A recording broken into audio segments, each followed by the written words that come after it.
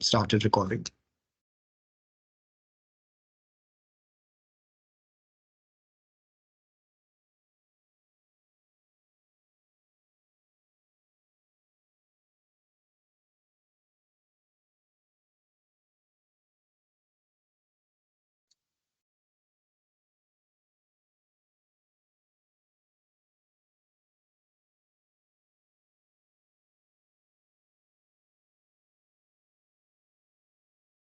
Okay. Um, Good afternoon, everyone. Thank you very much for joining. Uh, I am Manhar Bansal. I am a third year BLLB student at NLS, and the editor-in-chief for the year 2023-24 for the Socio-Legal Review, which is one of the 5 student-run journals at National Law School. Just give me a second. I'm having some trouble with the presentation.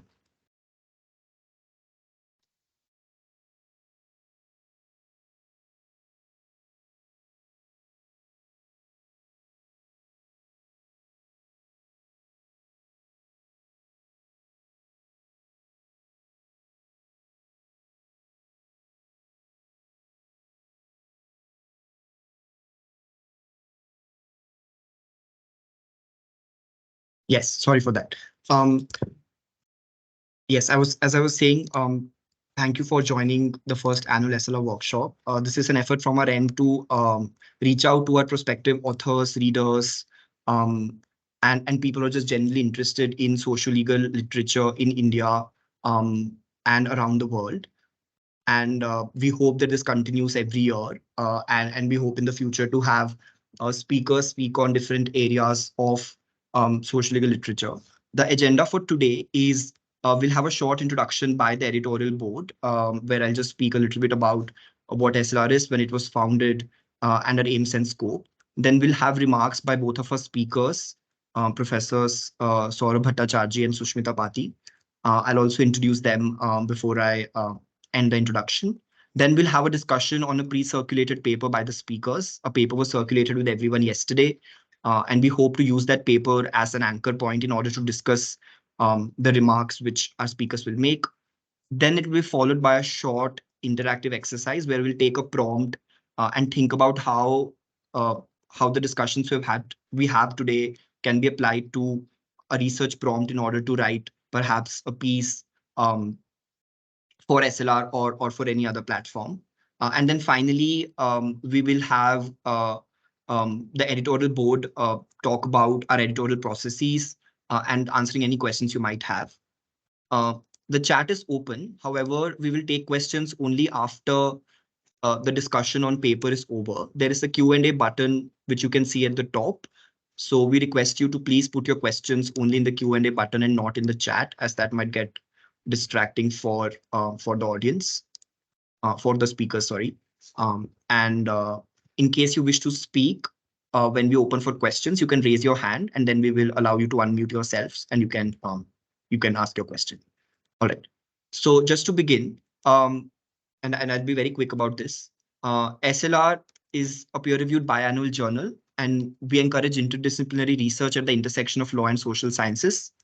We are fully open access. All our archives from volume 1 till volume 19 are available on our website. And we're also fully student run. I'll be introducing the student editorial board shortly. We were first published in 2005 with the help of a grant from the Modern Law Review, and we've carried pieces in the past by luminaries in the field of law and society. We've also been cited by the Supreme Court on 2 instances, in the Puttaswamy case and the Joseph Shine case. In addition to our print journal, we also maintain an online companion called the SLR Forum, where we aim to publish shorter commentary with academic standards on issues of contemporary relevance, and touching upon and speaking to our aims and scope. Briefly, on our editorial board, we have a 15-member student editorial board. Along with me are Bharat Arjun and Devmala Biswas, who are the deputy editors-in-chief for the journal and the forum, respectively. We also have uh, a young team comprising of students across the BA, LLB, and the LLB programs at the National Law School. This year, we also have an advisory faculty board comprising professors at the National Law School from both the law and the social sciences. This year, we have been making an effort to increase the transparency and outreach of our journal. And so those of you who follow us on social media might already know about these updates. Now, the discussion we're going to have today is broadly centered on understanding the aims and scope of SLR and what we seek to publish. SLR subscribes to an expansive view of law and society and seeks to publish scholarship that goes beyond looking at the law as merely a set of rules and doctrines. And therefore, we welcome interdisciplinary research that critically inquires into the intersections between the law and the social sciences, particularly in the South Asian context. On our website, if you go to our aims and scopes page, you will see that we have some categories outlined in order for authors to be able to better understand the kind of thematic areas we're focusing on. So we have in the past published ethnographic and anthropological studies of the everyday working of the law. This also includes field work by authors and more empirical pieces. We also published legal history and historical analysis of the law and legal institutions. Any critical work which looks at the law from post-colonial, Marxist, feminist, queer, class, anti-caste, and critical race perspectives. Another area we focus on is social movements and how law can act as a catalyst or as an impediment to social change. In fact, the piece we're going to discuss today speaks to some of these themes. In the past, we've published pieces which deal with public policy and planning and governance and administration insofar as they intersect and interact with the law. Then another theme we focus on is study of legal institutions, systems and cultures, and institutional reform. Something which we want to encourage more and which we have published not as much in the past is pedagogy, legal methods, and the intersection of legal theory with social and political theory.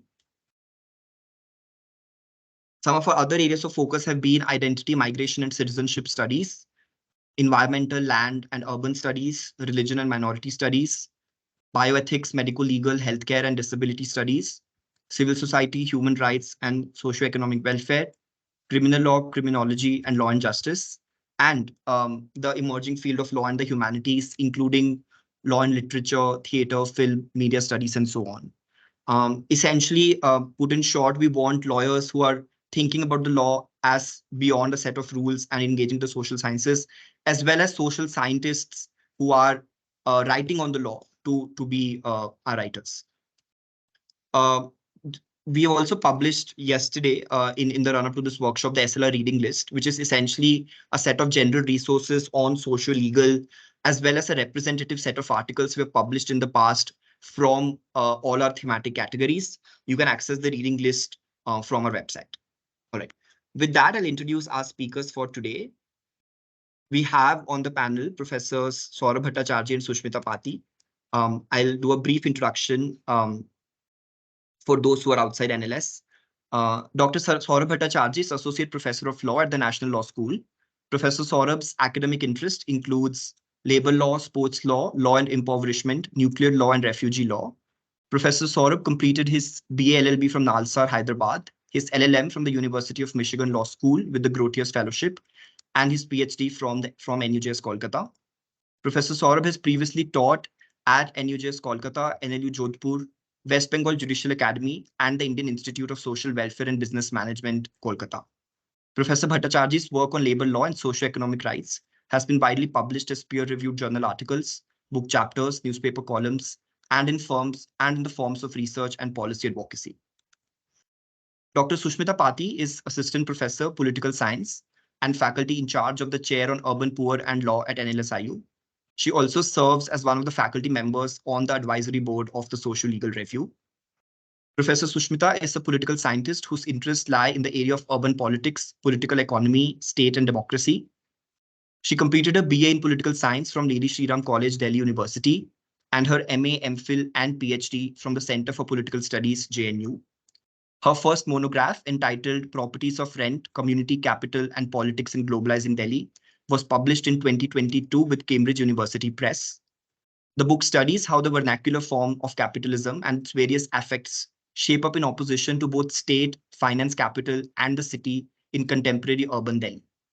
Before joining NLS, Professor Sushmita previously taught at Ramjas College and St. Stephen's College, Delhi University, and the School of Policy and Governance and the School of Development at the Azim Premji University in Bangalore.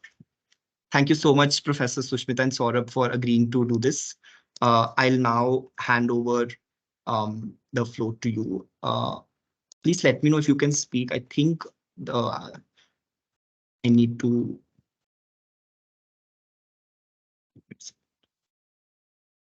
Yes, I've enabled settings for you to be able to speak. You should be able to speak.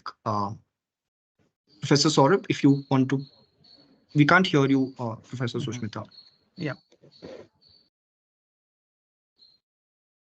Yes, we can hear you.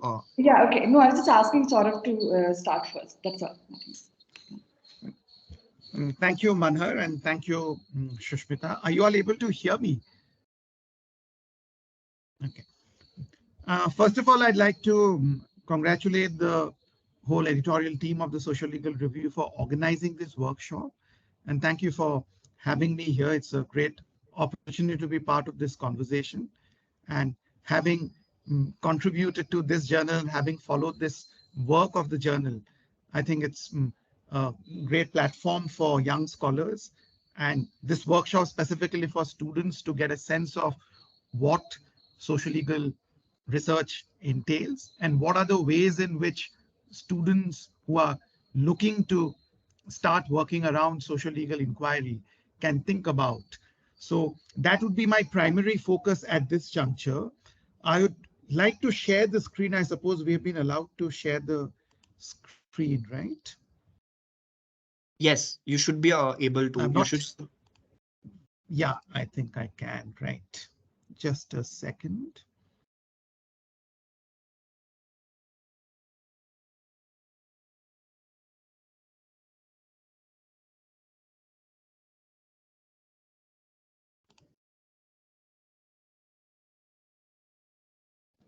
Are you able to see the screen right now?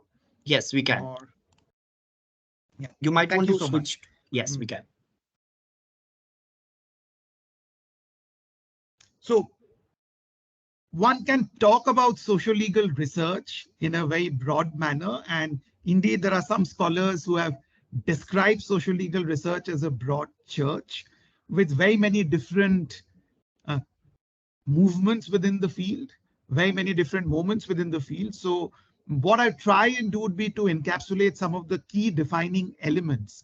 And for that, let me just begin with two quotations from a very different moments of law and society research. One from 1916 by Eugene Ehrlich, who was responding to Montesquieu's idea of law and how law interacts with society. And this particular quote talks of how law must be seen as a form of social life, and very critically that we must see the social foundation of law.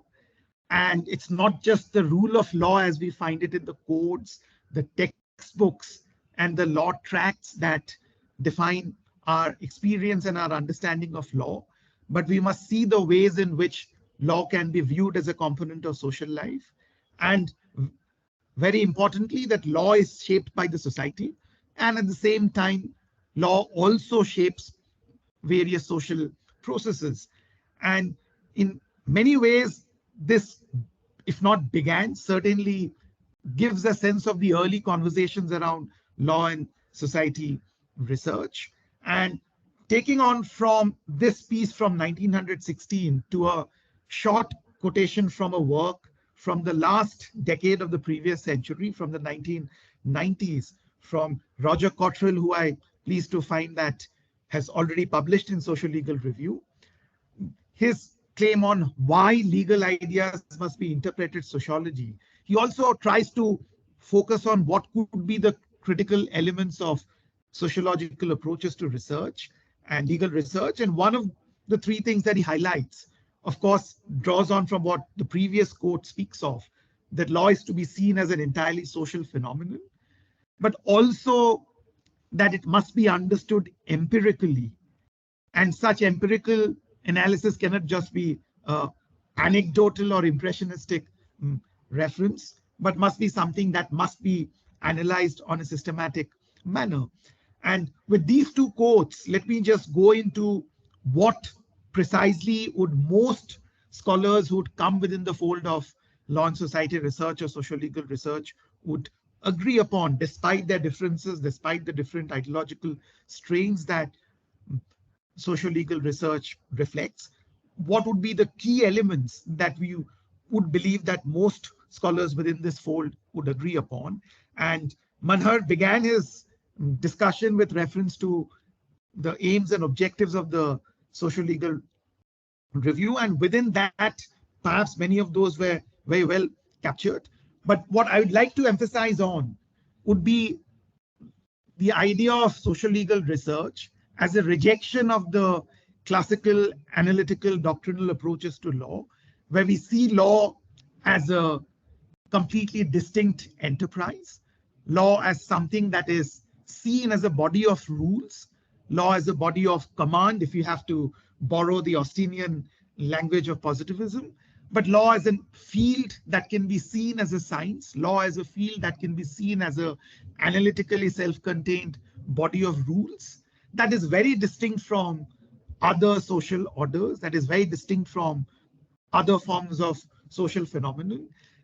The dominant way in which we understand and the ways in which law was taught, and even now predominantly taught in law schools, where we look at cases, where we look at statutory rules, where we look at various bylaws and delegated legislation and other subordinate instruments, and try and unpack what are the logical connection between them through our casebook method, through use of various rules of interpretation. We try and envisage legal reasoning as a form of a scientific reasoning. And that's what the law and society research would negate, and where responding to the classical understanding of law as this scientific exercise.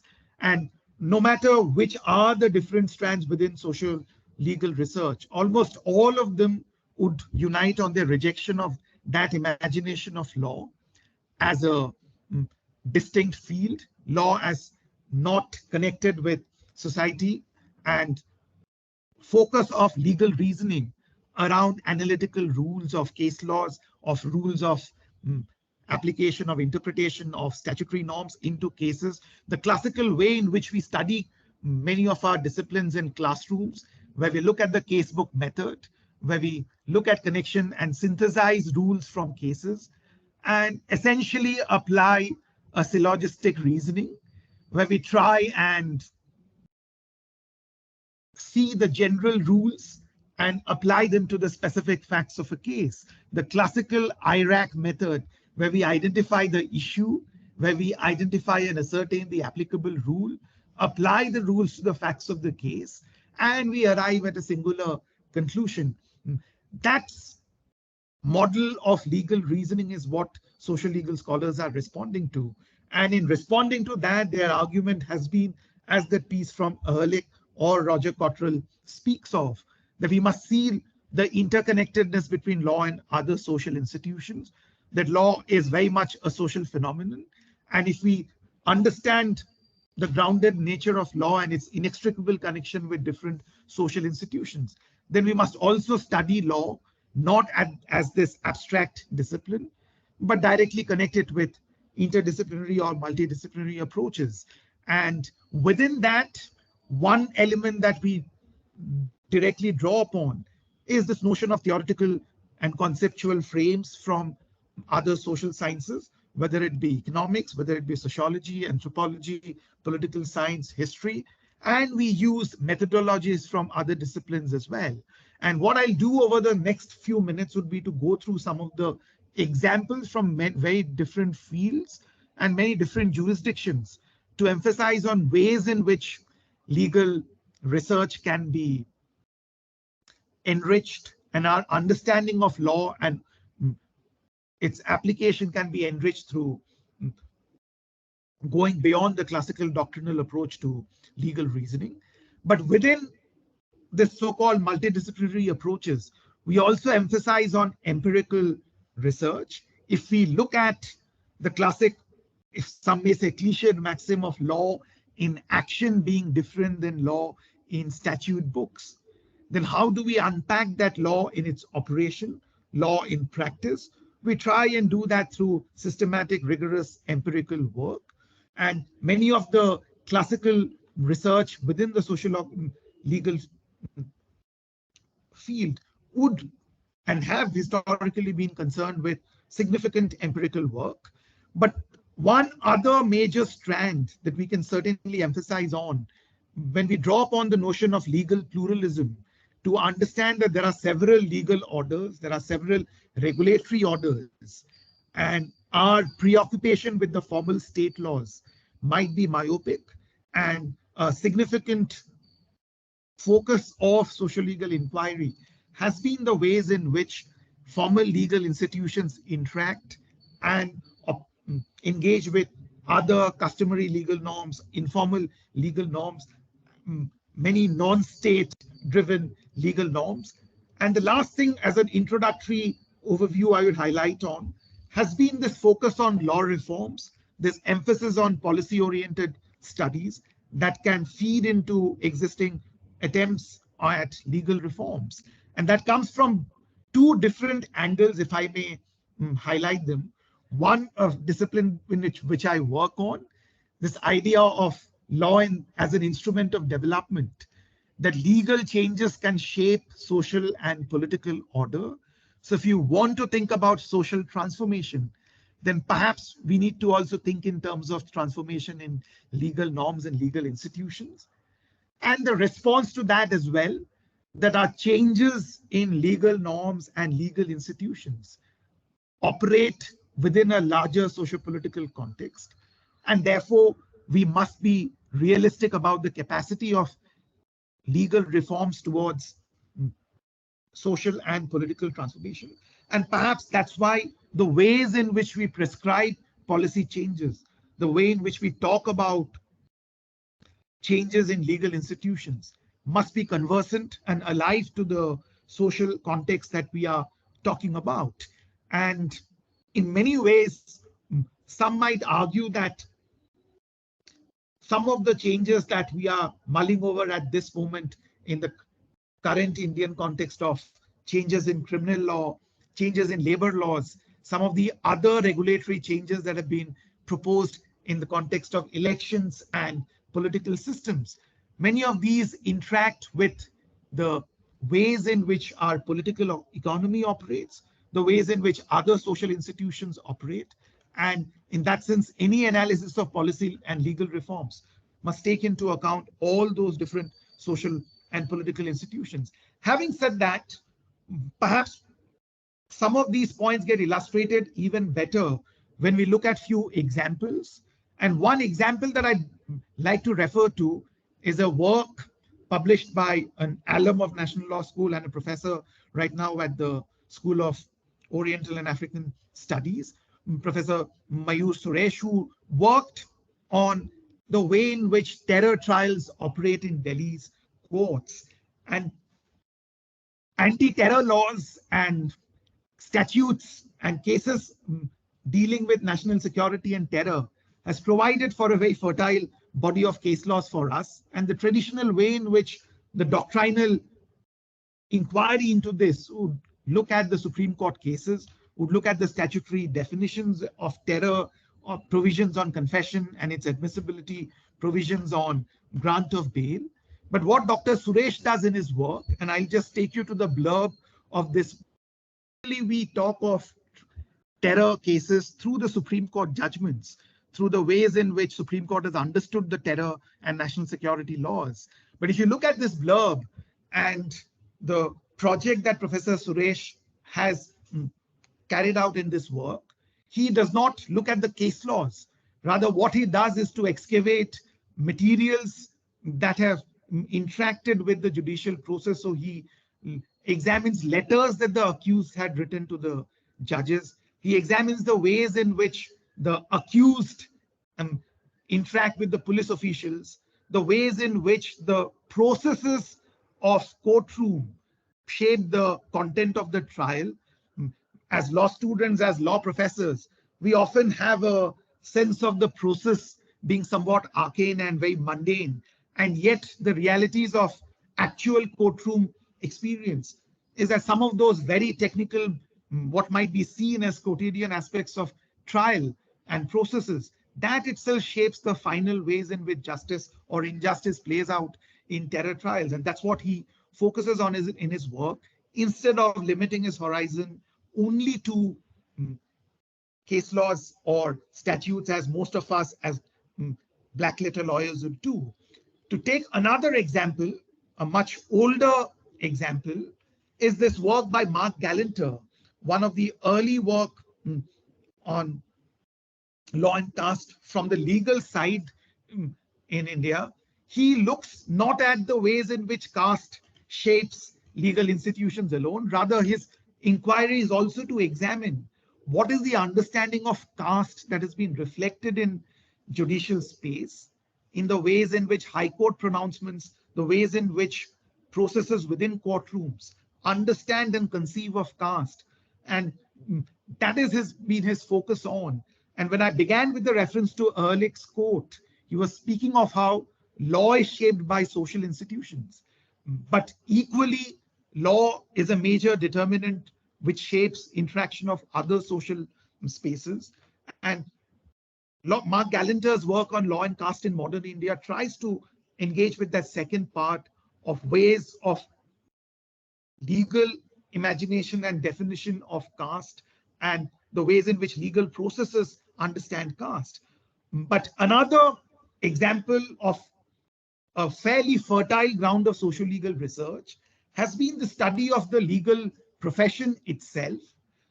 Our classical understanding of law sees law as a body of analytical rules, and then lawyers somewhat become nothing more than scientists, nothing more than logicians who would apply legal norms in a very objective, neutral manner.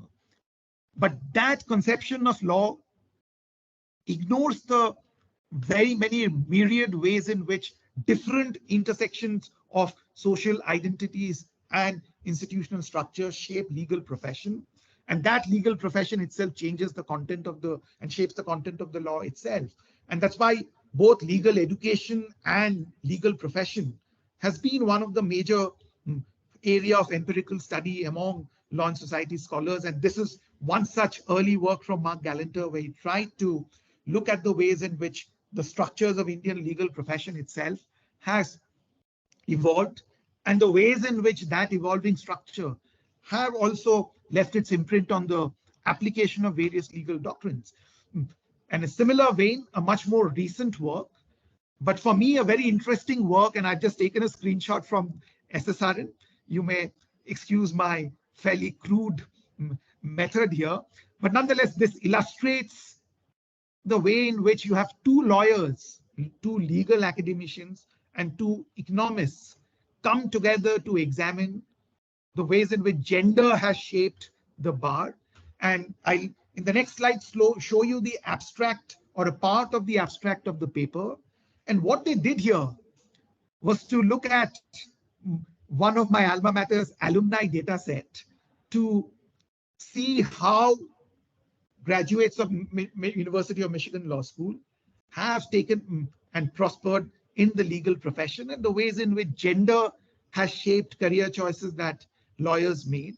And based on that, they looked at the interplay between gender and the legal profession itself.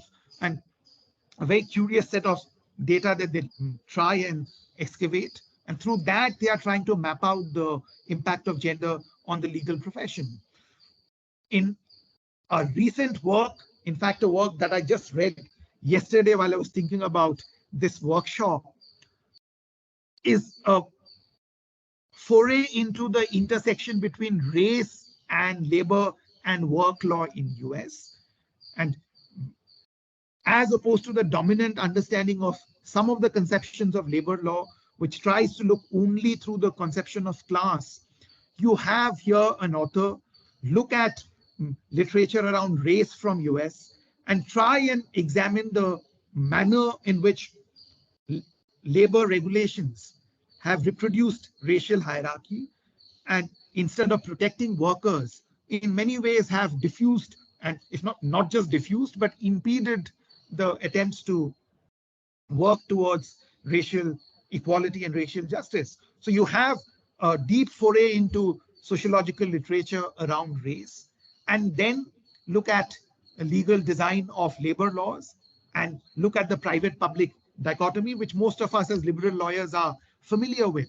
And these are all different examples from different jurisdictions of how we have used conceptual tools from social sciences. We have used empirical research methodologies from social sciences and tried to look at the ways in which legal institutions play and interact with structures like race, structures like caste, gender, the ways in which different legal spaces are determined by intersection of institutions. So that's some of the examples that I'd like to highlight.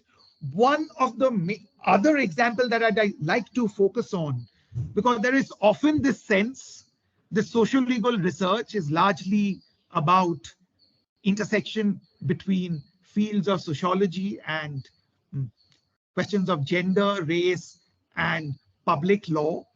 When you are looking at labor law, when you are looking at family law, when we are looking at fields like constitutional law, there perhaps we need to think about social legal research, and it does not have much space within traditional private law research. And here I'd just like to give you examples of two very seminal work in tort and insurance law from US, where they examine tort law not from the prism of doctrines of negligence or doctrines of liability, or the ways in which courts have constructed norms of damages. But H.L. Ross's work looked at how insurance claims were settled in US, a comprehensive analysis of insurance claims being settled. And through that, he found that actual adjudication and tort law doctrines or insurance law doctrines have a very limited say in determination of insurance claims. And we need to think much more about how settlements are done and what are the different triggers and determinants within the settlement process.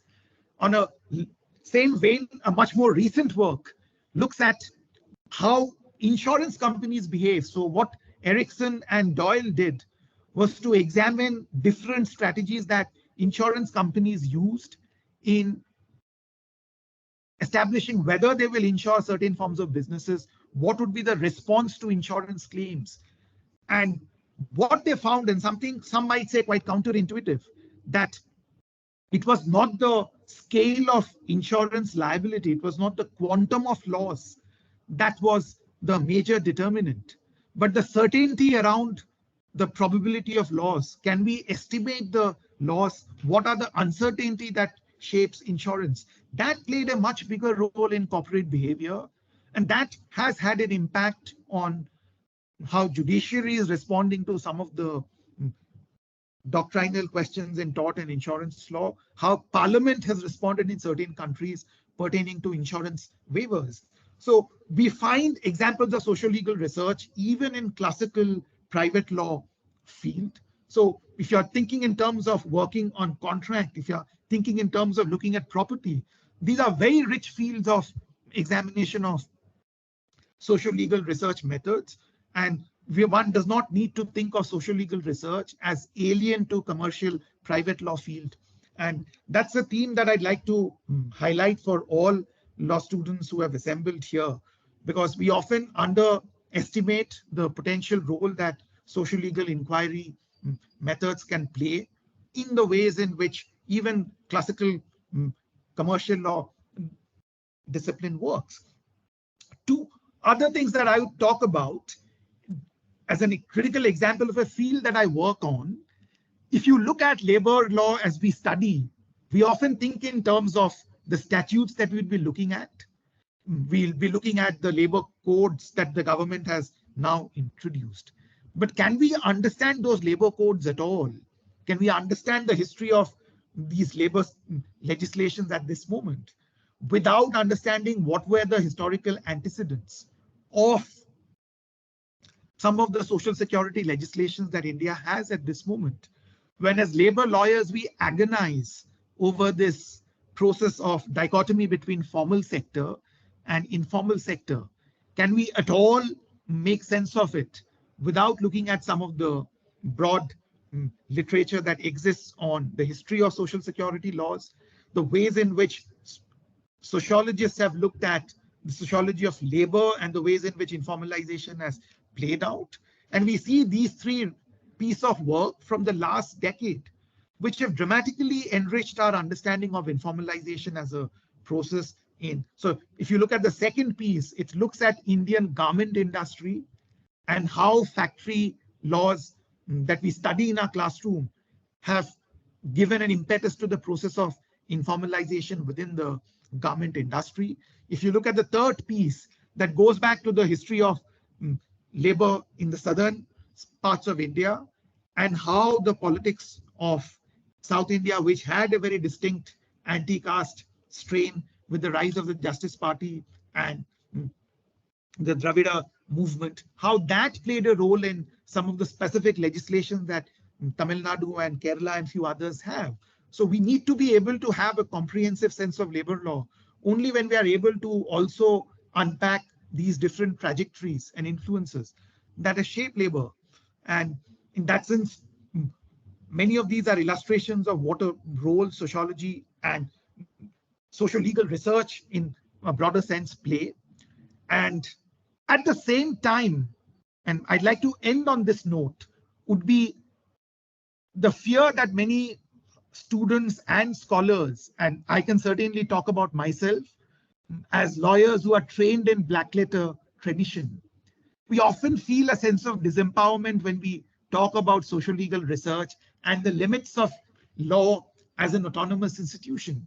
And we begin to often get paralyzed with a sense of being overwhelmed by the scale of challenge, the intellectual and epistemic challenge that social legal research throws up for us. And within our ordinary research that we do as part of our law school life, there are also often limits to empirical methods that we can use. So does that mean that without looking into empirical research at all, social legal research is not possible in any sense of the term? Is that what we take from our understanding of social legal research? And often we are not adequately trained in some of the methods of research that political scientists, sociologists, or economists are very much at home with. And does that mean that we completely eschew this field altogether? And I believe that even if you don't have a very comprehensive sense of social legal inquiry where you go very deep into empirical methods, there are ways in which within our ordinary pedagogic routines and our classroom exercises that we do, there is a role for social legal research that students can pursue. And I would talk about appreciation of legal pluralism to understand that legal regulation need not be limited only to state-made laws of statutes and the case laws. So if you're going to work on a paper on corporate law, should we only be looking at the Companies Act, or can we look at the ways in which many of our business entities operate, the ways in which they're governed by customary rules and practices? Those are some that we might perhaps look at. There is also a very critical role for historicizing the law. Even if you don't have a very ambitious agenda, we can certainly think about looking at where did the law come from, what are the particular impulses that shaped the evolution of that law, and not just the statements of the parliamentarians, not just the statement of objects and reasons, or the Constituent Assembly debates that all, or I would hope most law students are comfortable with, but going wider than that to understand the specific historical juncture at which some of the laws that we deal with on a day-to-day basis were a response to. And even if you don't want to go the route of empirical method, there are still possibilities of looking and borrowing the conceptual tools. And if you talk of how stratification works in, has been understood in sociology, the ways in which oppression has been understood in political science and sociology, the way in which one can think of example of the deep influence that work around intersectionality has had on legal reasoning, both at the adjudicatory level and even at an academic level. We can see how theoretical tools from social sciences can very well enrich our legal analysis. And in some sense, we should be able to draw upon existing work and conceptual frameworks from social sciences in our analysis of many of the black letter concepts that we deal with. And in terms of a lot of our work, many of our students certainly look at the intersection of law and public policy in a much more closer manner. And that's something which students who are beginning to work around socio-legal research can think about, where you don't see the statute as an end in itself, but try and look at what are the policy goals that a specific statute serves, and then look at the intersection between law and public policy.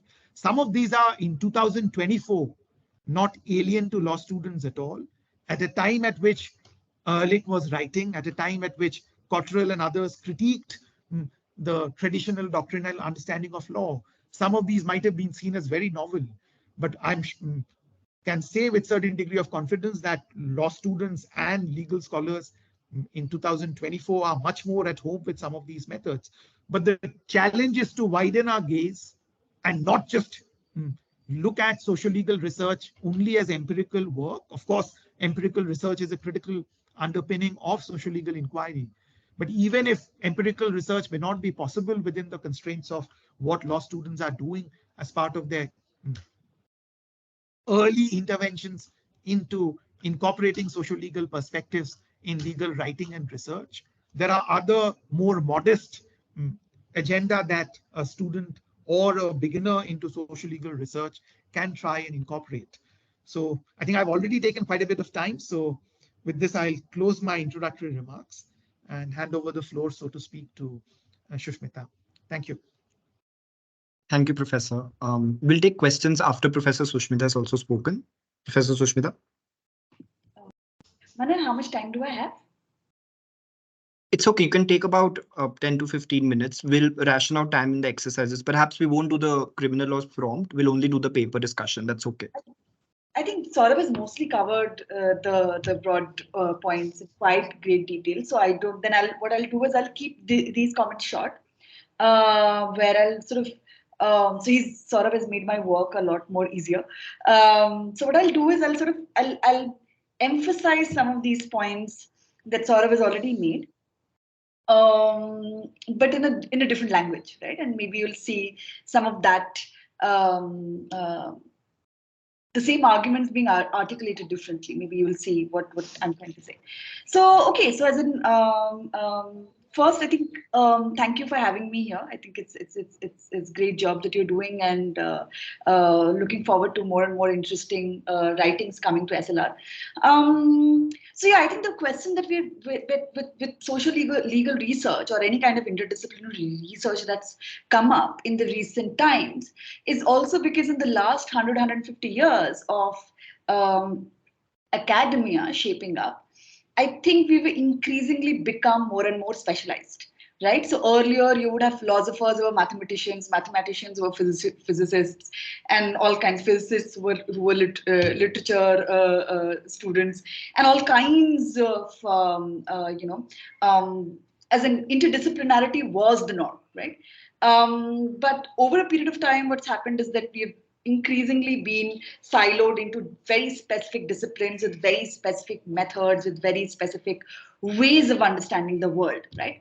So while it's deepened some of the work that we do and some of the disciplinary lens, it has cost us a few things, right? And increasingly now we are moving into this understanding of interdisciplinary research, because we are now understanding, okay, now that we need to go back to some of that interdisciplinary conversation. I think particularly with disciplines which are professional, I think the problem is a little deeper, right? Because you told that engineering is different from physics, right? Or law is different from social sciences. So you only do like 1 or 2 courses here and there, and then you expect it to study law as your major, let's say, field of study, right?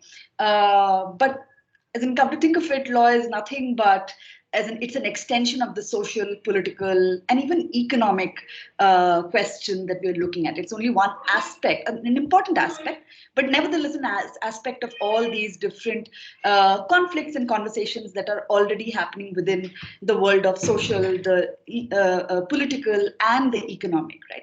So I'm so happy that Saurabh sort of brought out all these different ways of looking at social legal research. And yeah, risk is not just an economic question. It's not just it's just not a legal question of how one has to understand risk, but risk is also economic. Risk is also a social concept.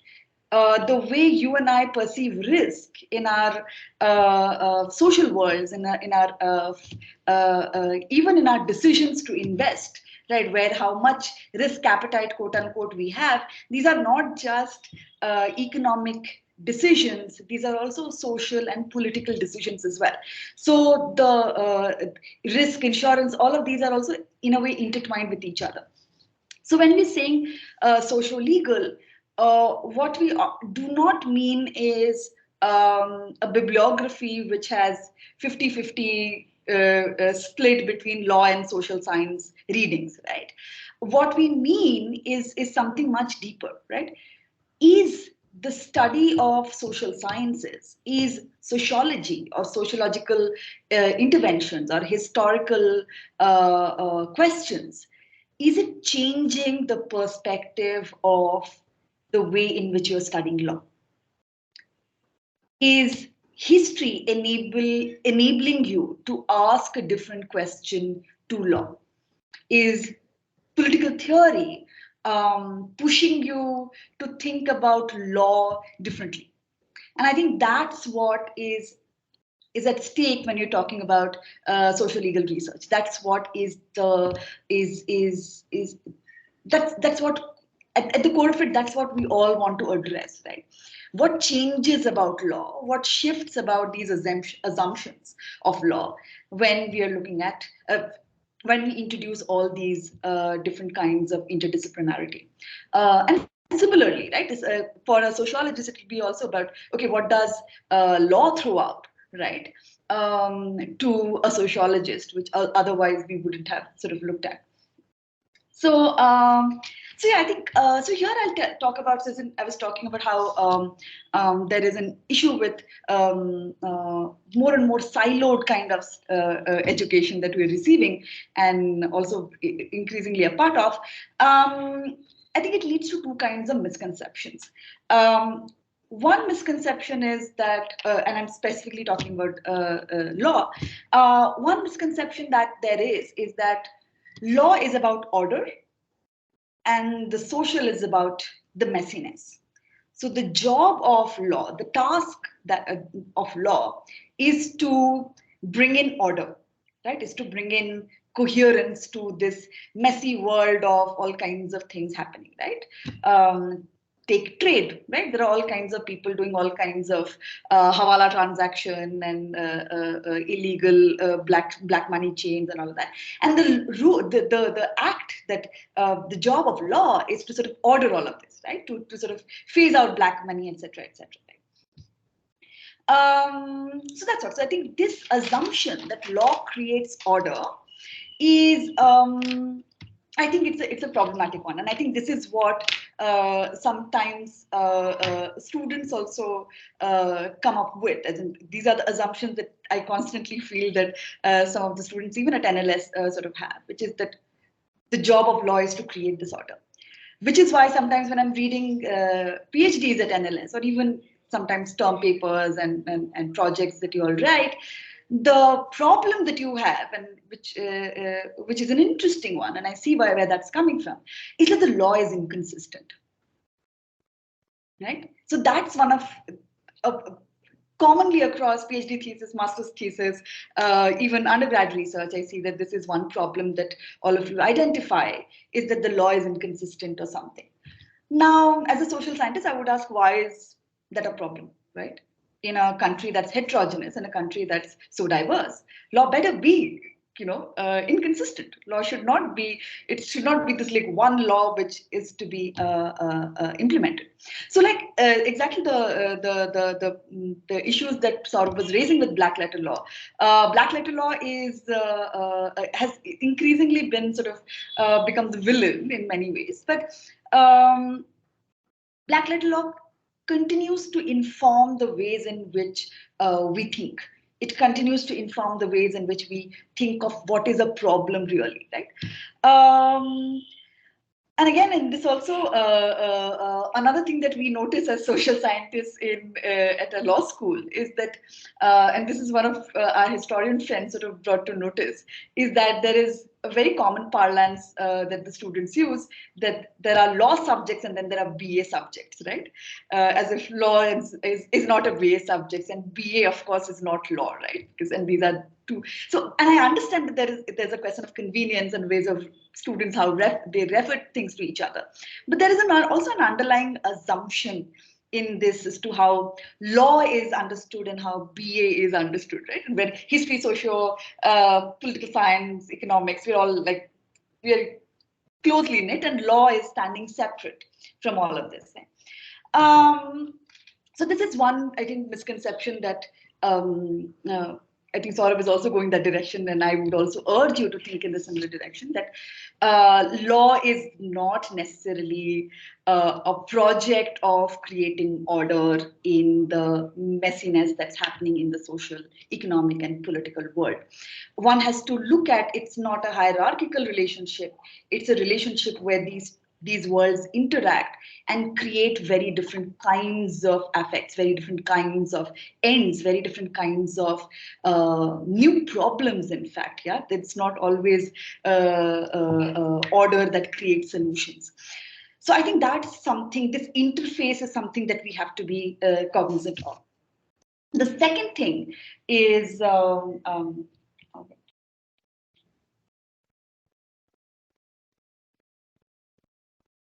I don't think I can understand my own handwriting. Give me a second.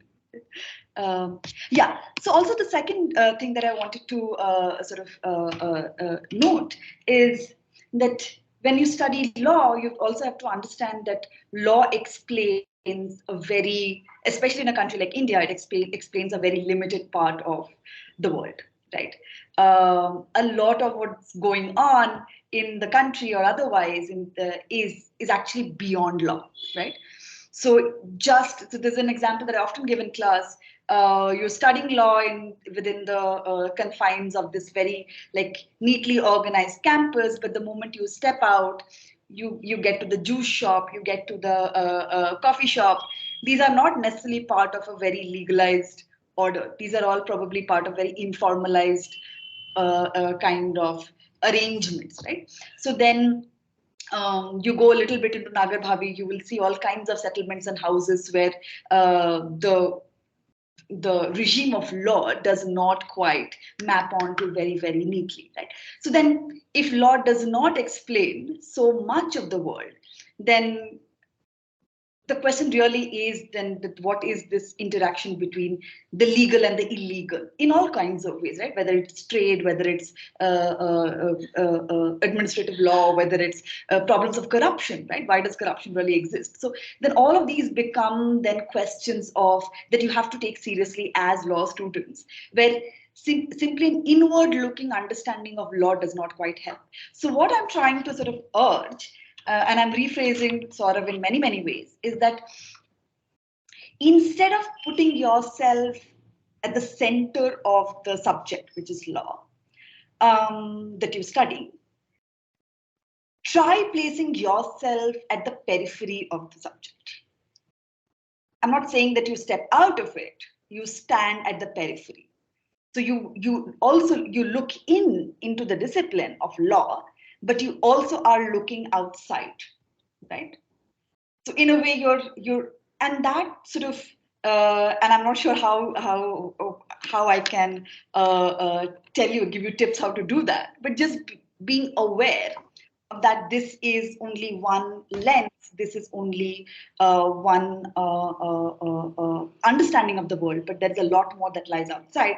So a lot of it just comes from reading as widely as possible, but being constantly aware that I think to some degree, dissatisfaction with your own discipline can be very, very productive. So I have a very troubled relationship with my own discipline, which is political science. And I think that has helped me a great deal in understanding questions differently and research differently. And I would sort of urge all of you to also play with that. You don't have to step out. I still call myself a political scientist, but at the same time, having this love-hate relationship can be very useful and productive. So yeah, I think that's what all I'm trying to push for is that you do not treat law as this one unified force, right? One unified set of laws and rules and doctrines and whatnot, which sort of acts upon the society, but that there is a very complex relationship that this sort of creates, and that that laws, what laws utterances and its silences are both equally political. So so on that note, I'll just sort of end, and I think if questions come, probably we can take them later. But thank you. Yeah. Thank you so much, professors. What we'll do now is we'll segue into the paper discussion segment because some of our audience has read the paper. Maybe we'll club our questions of from these remarks and the paper discussion together in the interest of time. So Bharat will take over the paper discussion, and if people in audience wish to ask questions, you can either put them in the chat. Or you can raise your hand and we'll allow you to unmute. Bharat? Again, thank you, professors, for taking us over that. I think both of you gave us a lot of perspectives to think about and write home about. And for the audience as well, I think we could all look at a paper that we have published by Rowena Robinson, who's an Indian sociologist, on the topic private tax and structural inequality, law and housing discrimination. So I think that some of you might not have had the chance to go through the paper yourself, or might have been circulated to you a little later. So I'll give a broad, very simple overview of the paper, post which I'll just flag a few questions for discussion, and then the speakers can take us over this and connect it to the earlier discussion that we've had. So the paper broadly looks at the private act of housing discrimination, but it sees it more than just a private act. So it looks at matters like how Muslims are often othered, and this leads to social and economic exclusion. And it connects to the phenomenon of ghettoization, where a minority group is pushed to the margins. And in this case, they're pushed to a specific spatial part of society and they're relegated there, right? Because of which access to social and economic goods would be limited to them, state surveillance would be higher on them. And these, in some sense, operate as zones of exclusion. And so what this paper broadly aims to contribute is that it situates the private act of urban residential discrimination within the larger and deeper structural inequality, which is embedded in many of our social institutions and processes, right? So framed this way, you start to see private discrimination as something that's not just individual discrimination, it is more a form of group discrimination. And I think this speaks a lot to how I think both presenters spoke about how law is a form of social life. It has actual real world consequences. You see how post-partition Muslims have had a lot of economic and social exclusion against them, and how the law can act to this. Then the piece actually intervenes this context into the horizontal rights discourse, whether you can legally hold someone else accountable to your rights and equalities if they're a private actor. And this piece actually makes a case for why that might need to happen and why there should be protection against private discrimination for these actors. And the idea of exclusionary private residential covenants should be rendered void at large. And it's interesting to note that one of the solutions that the piece actually offers is called demos prudence. So it's this idea that people act on behalf of disadvantaged groups, work with law and legal professionals for constitutional interpretations that actually work to enhance their democratic rights. So if you look at the Zoroastrian case, the author is actually quite critical of that and speaks about why we need to relook at that. And they actually believe such forms of public activism and social action litigation can actually act as a judicial trigger through which larger constitutional changes, interpretative changes can happen. So one reason we picked the piece was we thought that this actually connected something we see in constitutional interpretation discourse, whether rights should be horizontal or vertical. That is, can you hold other private actors accountable or just the state or state actors? And also it ties pretty well into how the lived realities of these people, and it looks at a lot of empirical data. Now, without taking too much time, I think I'll go to the broad questions that we have flagged, and the speakers can add anything more that they think are pertinent.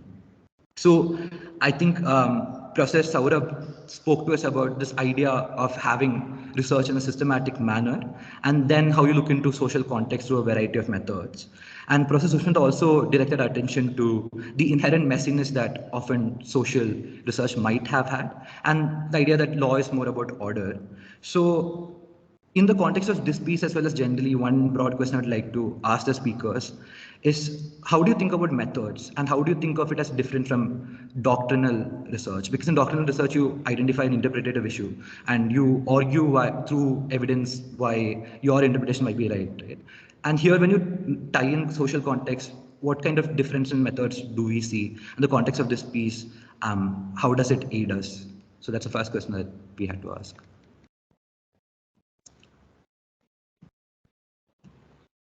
I think either of the speakers can begin. Sushmita, can you go first this time? I don't have much to add. I think what stood out for me in this article is, thanks Bharat first for that overarching view of the paper.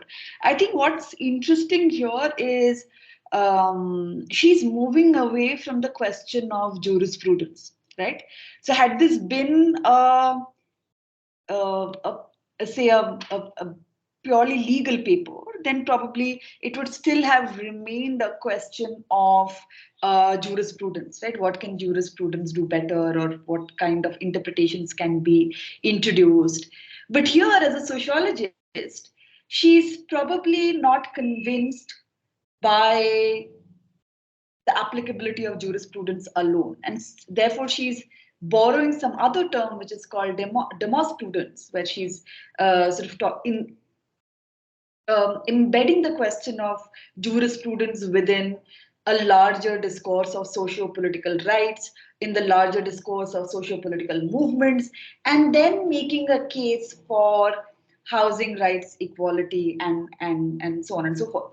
So I think that's a move that I think is interesting to note as probably what socio-legal research would enable the study of law to do, right? Because it pushes the boundaries, the traditional boundaries of law, and asks a different order of question. Because ultimately, what Rowena Robinson is trying to do here is trying to say that the law has not necessarily been very successful in protecting the rights of minorities when housing itself, or property itself, is considered a private act, right? So if it's my property, I can easily say, oh, I will not allow a non-vegetarian in, I will not give it to Muslims. What will you do, right? And somehow the jurisprudence sort of also tends to protect that. So which is why she's almost, I don't think she's rejecting, but she's sort of pushing the borders of jurisprudence to then open it up to a different order of thinking about socio-political rights beyond that of law. And I think that's where her contribution really comes from in this piece. Saurabh. And thank you, Sushmita, and thank you, Bharat, for that overview. And I'd like to echo both of you in flagging what was very interesting for me in the paper was her use of very rich literature on communal riots and the impact of communal riots on urban geography in the country to transcend this classical debate around horizontal application, where we look at, is it a private action, is it a public action, questions about boundaries of state action, and the use of that literature around ghettoization and the impact of communal riots on urban spaces to transcend that debate and frame it as a public discrimination question. So I thought that was very interesting in the paper. But for me, two other elements that stands out was having framed it in a way she did by looking at questions of housing discrimination, not purely by housing societies, not purely as a private act, but as a form of structural inequality. She does not stop there. She brings it back again to make a case for what she calls as demosprudence, but make a case also for a strong judicial intervention. So in this, she is not just transcending the debate between private and public. She is also anticipating possible questions around limits of judicial review and how judicial or juridical interventions as a trigger makes a strong case for judicial intervention, especially situating it within the current political juncture, at which the chances of a law reform, a change in the statutory norms around housing laws is unlikely to happen. And then in the final part of her paper, when she talks of demosprudence, she sees how judicial interventions can act as a trigger and act as a catalyst. And in that way, she, while veering into the notions of ghettoization, she's using and leveraging that concept to call for a stronger understanding of what could be possible through judicial intervention in housing debates. So it's not just a foray into empiricism, but using empiricism to bring it into the question of how role of courts, how the way in which we understand the public-private divide, how we understand questions of discrimination, all of it can be reframed through use of literature from political science, urban geography, and sociology. And many of these disciplines have such strong overlaps that we can't really think in terms of limited disciplinary frames. But the other point, which I also emphasized when I was talking about socio-legal research for beginners, of course, many variants and examples of socio-legal research will make very deep foray into empirical fieldwork. This paper does not do that, and yet brings in very strong elements of how discrimination in housing is closely connected with broader patterns of structural injustice and inequity when it comes to communal discrimination. She is able to rely upon that to move beyond our traditional juridical understanding of what is private and what is public. So one can have a very rich strain of empiricism without necessarily doing a strong field work. As lawyers who may not have the training of the sort of field research that most political scientists and sociologists and anthropologists may have as an elementary training, we can still bring in concepts and doctrines from other disciplines and use that to strengthen our analysis of legal concepts without necessarily having to resort to primary field work on our own. So that's one thing that I see this work also as a significant example of. So yeah, with this, I'll stop. There might be other prompts and questions that we can reflect on later. Yeah. Thank you. Thank you, Professor Pati and Professor Bhattacharjee. I think that also gels with a lot of our earlier discussion. And I think in some part it answers the questions 3 and 4, which is what kind of solutions can we come up with such research, as well as what the value is. And we see exactly like the difference in perspective it adds and how we approach a same question, a legal question from a lot of different perspectives. But before we move further, I also just wanted to mention that We would like to open up the floor now as well. We encourage questions from the audience. We would like to keep it more interactive moving forward. So any questions for the speakers regarding any of these questions, any more questions, or the earlier introductory context we gave, please feel free to ask it, or you can put your question in the chat as well and one of us will relay the question. So I think the second question, and I think after this we can move ahead, was a more meta question in terms of how one goes about framing such research. Because a lot of training in university is about synthesis, about how you read multiple texts together. And very often a question we contend with internally within the board as well as get asked a lot is when you talk about bringing law in conversation with a social context or view things from a sociological lens, what is it that you actually mean? So in this particular context, when you try to synthesize sociological literature with a legal concept, how can one begin going about that? What are some ideas or prompts to look out for? And what are successful ways of doing that? And how can one go about it well? It's a question that I'd like to ask both speakers. So if you can begin with Professor Bhattacharjee this time. Well, that's an interesting question. And how do we start? One straight answer, of course, would be deeper engagement with other disciplines themselves. So it's not as if there is a unifying field of sociological research at all, or while there are certain common strands that we can identify within what we club together as socio-legal research, within that there are so many different perspectives, so many different ideological strains. So one would have to perhaps have a better sense of what is the starting point you have in terms of the theoretical perspective. Are you looking at it from a critical legal studies perspective? Are we seeing it from what feminist lawyers have spoken of? Within feminism, there are different strands. So one cannot say that there is one singular way to start, but nonetheless, what we would encourage and we ourselves try and instill within our own research is to draw from various perspectives that may believe are relevant to the arguments or the field that we are exploring.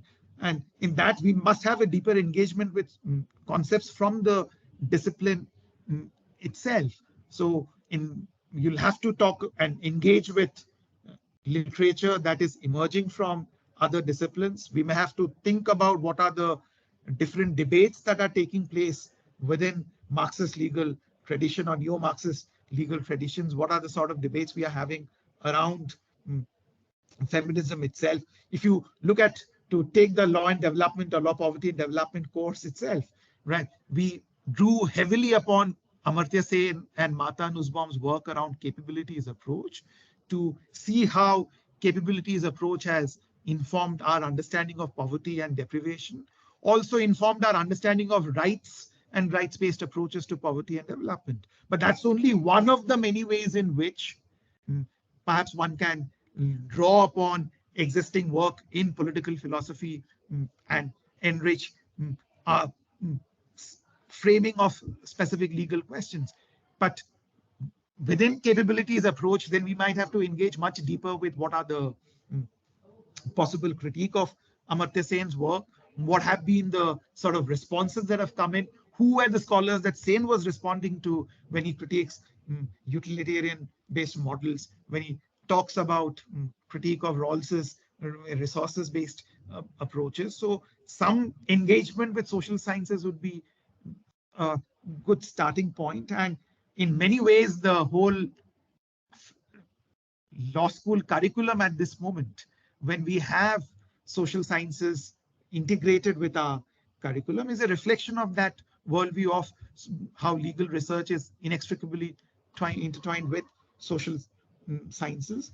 And as much as Sushmita spoke of this dichotomy that law students make between BA subjects and law subjects, the point is the way in which we teach labor law, the way in which we teach criminal law, perhaps even the ways in which we teach contract law, all of that must draw upon concepts from other disciplines. And that's why the starting point would be to look at some familiarity with other disciplines and then think about ways in which these disciplines are not isolated, and we don't see them purely as a separate academic exercise, but almost every branch of law draws upon many of these. So we need to be continually making those connections. When we talk of criminal law, how are concepts of defense linked with what probably scholars have worked around exclusion, marginalization? Do they in any way inform our understanding of exceptions to criminal liability and the defenses that we speak of? What kind of acts should be criminalized when we talk of theories of crimes?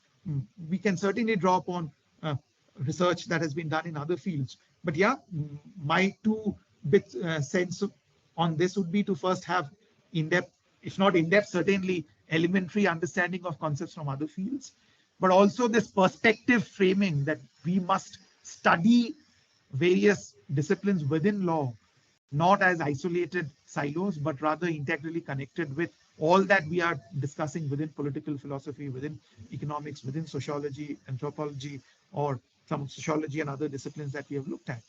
So with this, I'll stop for now. Thank you. Professor Sushmita, there's a question for you. Maybe you can, should I ask you the question? Maybe you can respond together, or would you like to speak first? So I'll And just then- sort of finish this point. I'll just Sure. and then we'll move on. Sure. Okay, so again, I agree with Saurabh completely on this, and the way, and what we used to be told in our first year classrooms were two things. One is that nothing in this world is a coincidence, and you cannot take anything for granted. And I think these are very good tenets to sort of start with, or look at any kind of discipline, right? So in our course in political science 1, we often teach property, right? And the idea is to show them that, show students that there is a way in which historically we begin to relate to natural resources around us in a particular manner, which is that of ownership, right? So if there is a piece of land, then why is it that our only relationship to that land is about possession? Now, this is not, again, we sometimes tend to take this for granted, which probably a course like, and I do not know much about property law and how it's taught and what it's done, how it's done. But a core assumption that probably property law would be making is precisely this relationship, that our relationship to property or land or any kind of object is that of ownership. Now, just by looking at political philosophy around it, or even the histories of property, looking at, say, sociologically, looking at how Adivasis relate to land, it breaks this notion of ownership, that that ownership is the only mode in which we relate to objects and things and land primarily, or water or anything, right?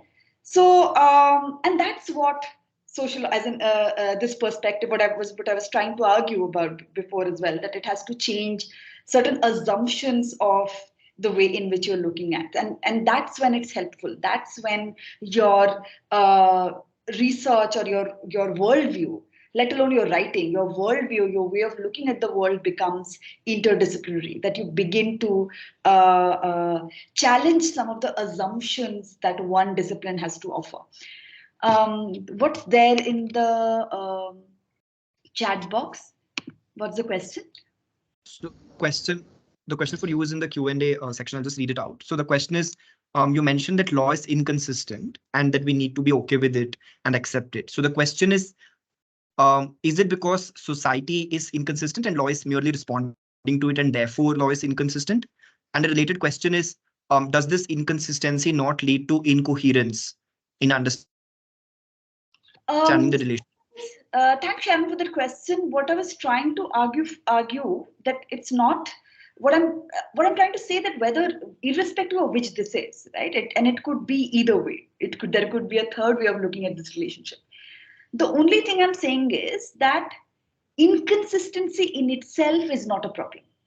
Just because a law is inconsistent is not necessarily a reason for you to critique it, is all I'm saying. And that's an assumption. And I'm trying to critique an assumption that law students have, or that there has to be an order. There has to be a systematized body of rule and law which has to be implemented.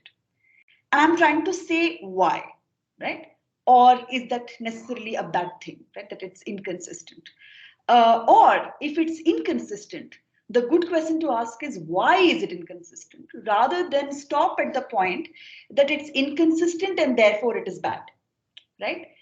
So yes, maybe it's a problem, maybe law should not be inconsistent, but then we have to like dig a little deeper, and that's where I think sociologists or political theorists or historians would pursue that question rather than saying inconsistent and therefore bad. They would ask questions beyond that, and maybe as in and as law students you should be too. Is my only submission. Does that make sense? Yeah. The person who asked the question, they can, if they have a follow, they can put it on the chat. We have another question. And unless you have anything else to say on the paper, maybe we can just segue into questions.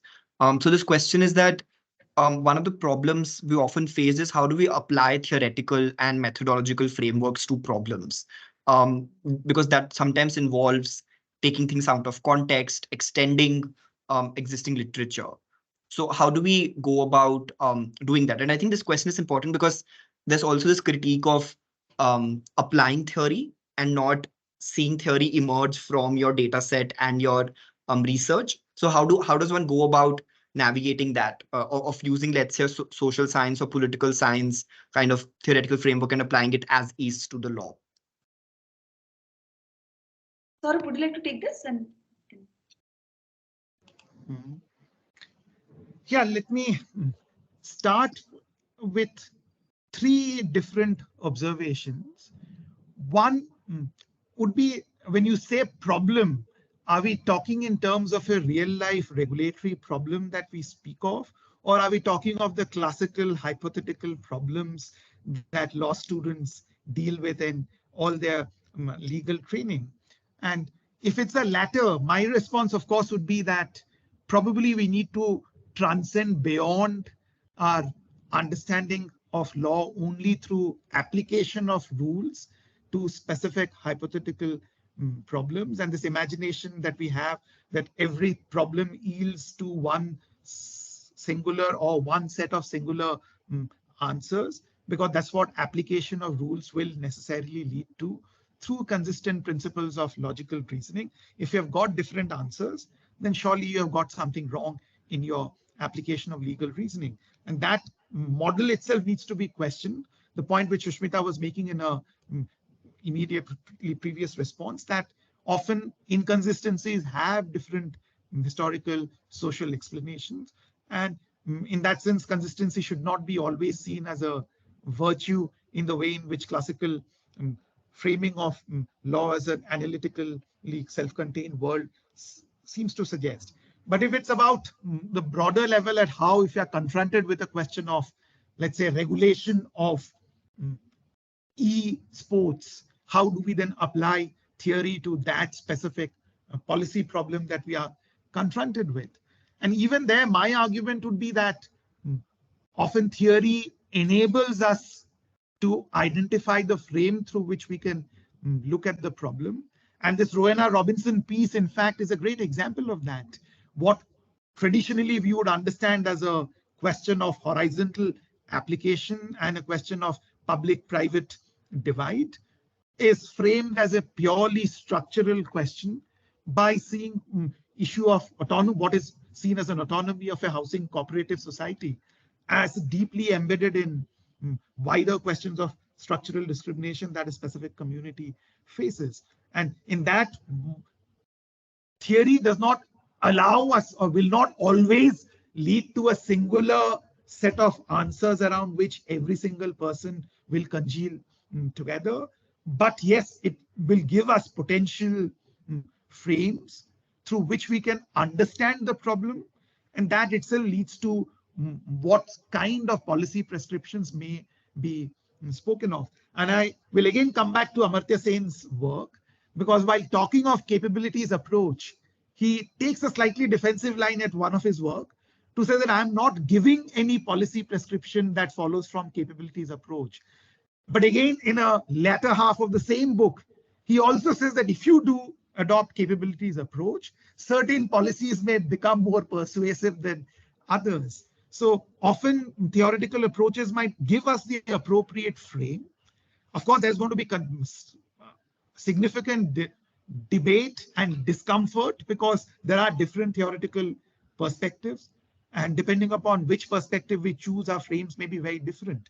And law students and the classical legal framing, where we see consistency and certitude as a virtue, this engagement with social sciences often brings in that degree of discomfort.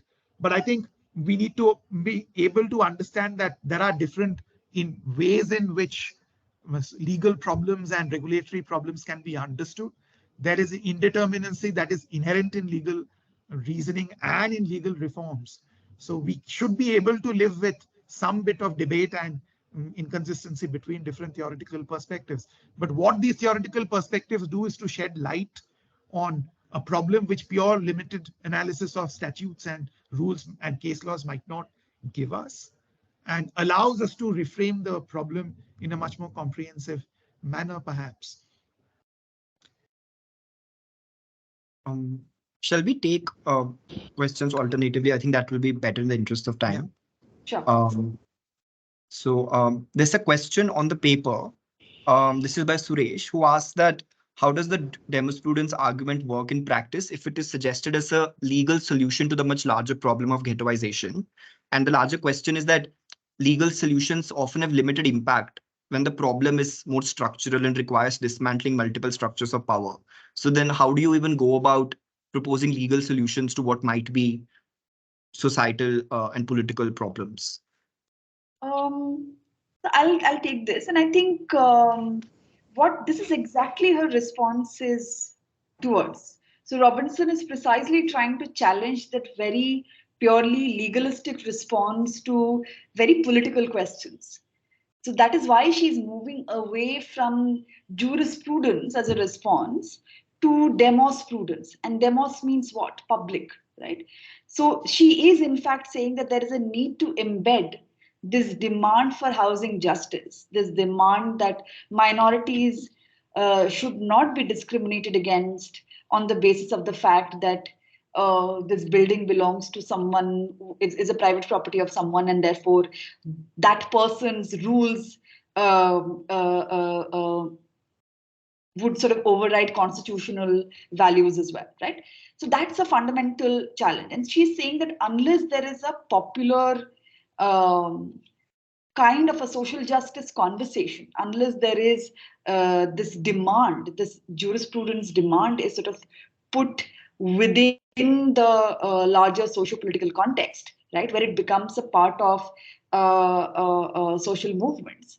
Until then, it's not just a legal problem. And I think that's where she's constantly sort of, so in fact, she's also arguing as to why law has been so far not successful in sort of being able to resolve these issues, right? Why has, and she's looking at the Zoroastrian case, she's looking at several other cases.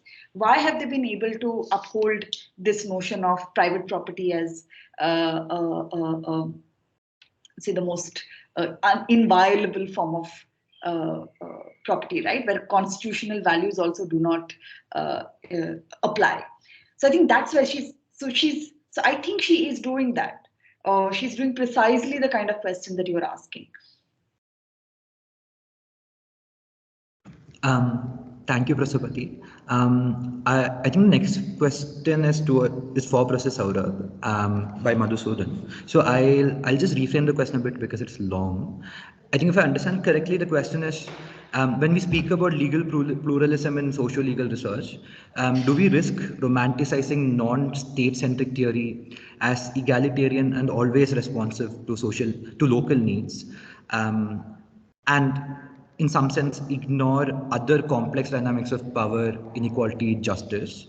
And if such an issue does exist, can we move past this through empirical research? So I think if I understand it correctly, the question is whether there are limitations in scope to socio-legal research as well, and whether it might not fully capture legal pluralism as we understand it, and are there ways to counteract such a risk? Indeed, Saurabh? there is a. Are you able to hear me? Yes. Yes, plus a slight lag, but I can hear you now. Right. So one certainly senses that there is a danger if you idealize non-state models of legal regulation.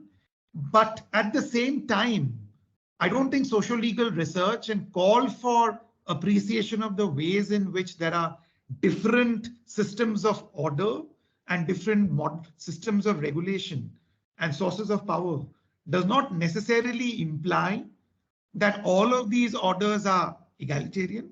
All of these orders are orders that recognize spaces for different marginalized groups and identities. In fact, instead, what it would argue is we must recognize that law as an instrument interacts with many of these different orders, and mere change in the formal state laws may have limited interaction and limited impact. And our assessment of what is the potential capability of legal reforms must also then analyze how those legal reforms play out and engage with those different systems of rules. So just to give you an example, which almost every lawyer has to engage with, do we go for court-based adjudicatory forms of dispute resolution? Or do we go through panchayats, or do we go through different forms of alternate dispute resolutions that various societies have had? And certainly, one would argue that many of the alternate forms of dispute resolutions, khap panchayats, or many of the village forms of models of dispute resolution are certainly not fair and certainly cannot be squared up with what we believe are fundamental principles of equality and fairness. But if we are talking about reforms in family law, if we are talking in terms of dispute resolution on property matters, then we cannot pretend that all dispute resolution and all ordering of property relations are being governed by state-made rules. And therefore, the understanding of how property relations are regulated must also take into account some of those alternate models of dispute resolution. If you are talking in terms of family laws, then we must also look into account the various customary practices, and our focus cannot be limited only to some of the statutory instruments that we have in place. So I don't think we should delude ourselves by positing many of the alternate models and non-state models of orders as some idyllic models of order. Perhaps some of are indeed, they may be in some context, but it requires a contextual assessment. But what sociological or the broader socio-legal inquiry would require us to appreciate is that our lens cannot only be limited to state-based orders or state-based systems of rules, but we must also look at many other different plural orders of regulation that exists and operates in any society, and how they're often sanctified by the state itself. So those are some of the points that we need to take, not necessarily framing the plural orders as always as egalitarian models. So thank you, Professor Saurabh. So we have another question, and I think this is a good time to maybe just use the exercise we designed as a hook. We don't need to do it as a separate exercise. So Soumya asks, if we're deciding on one theory or a group of theories to apply in social legal research, in what circumstances and how should that choice be justified? And just to reframe that question, we thought that there has been a lot of talk recently about the new criminal laws, of course. And I was thinking, and I was going through our aims and scope and thinking, if one were to write, let's say, a paper on the new criminal laws, how could one go about that? And I was thinking one could write a historical analysis of how the IPC was drafted in the first place by colonial masters, and what that might tell us about the redrafting of the laws. Another thing could be, there has been a lot of talk about decolonization just generally in the academy, but also with respect to these laws, and what does decolonization even mean? And then concerns about institutional frameworks of how parliament actually enacted these laws, who was consulted, who wasn't, and perhaps more substantively on the contents of the laws of what changes does it bring to gender hierarchies, etc. So any one of you could take it, but perhaps maybe we could reflect on the question of how do we go about choosing a theoretical framework, if we are to apply that in the context of, let's say, a legal kind of problem.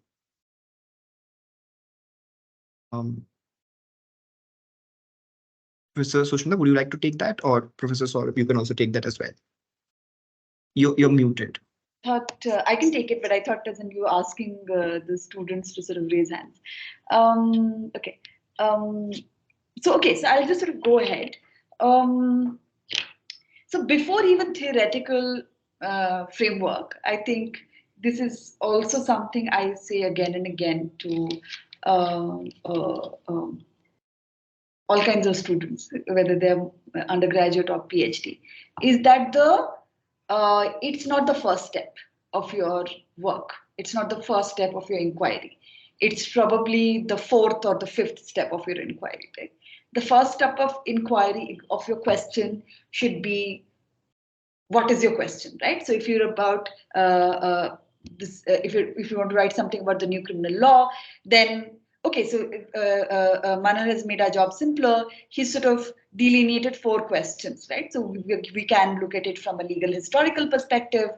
How did CRPC come to be? What is a criminal? Who defines a criminal, etc., and all that, right? The second is decolonization. Third is institutional analysis. Fourth is gender. So we need a question first. What is it that you're interested in? Once you have a question, the second thing that you need to do is to identify a concept, right? What is the moving part in your question? What is the focus of your question? So say, for example, if one has to take the first one, which is legal history, then automatically the question, it will go back to colonial history, right? As Manhar rightly pointed out. So here, I think the first question really needs to be, who is a criminal, right? Who defined what is a crime, right? And then you sort of try and dig out historical texts. Maybe here you will find Radhika Singha's book, who is talking about a certain kind of a framing of crime and criminal in the colonial period. There is also then a political philosophical question about crime, right? And here you have Michel Foucault, who's talking about crime, discipline and punish, and how a crime is sort of figured around a particular historical juncture, right? There is also another kind of history which comes from economic history, which will tell you that the first time people started getting jailed was when and imprisoned was when there was widespread poverty, which started happening in England once the common lands disappeared, right? Once feudalism sort of the common land sort of disappeared and land was getting privatized, more and more people found themselves dispossessed and out of lands, and therefore they were resorting to crime, and therefore emerged this entire body of poor laws and these workhouses and jails, right, where these delinquents would be sort of put in, right, for reformation and so on and so forth. So when you have this larger historical understanding of what crime is, then you probably come to, okay, what does then this particular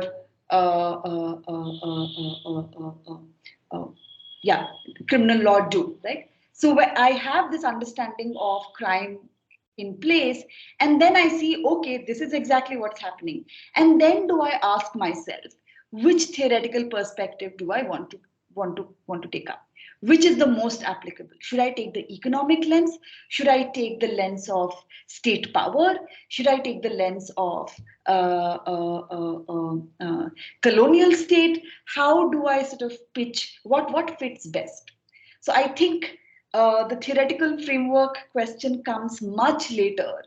And I think some of us sort of preempt it. We bring it to the first point, the first stage of research, which is a little, I think it can throw you off. So the best thing to do is to take the moving part of your research, think around it, read around it, and then look at the object of your research, which is the new criminal laws, and then see, okay, what works, what ideas are firing in your head, and then you take your pick.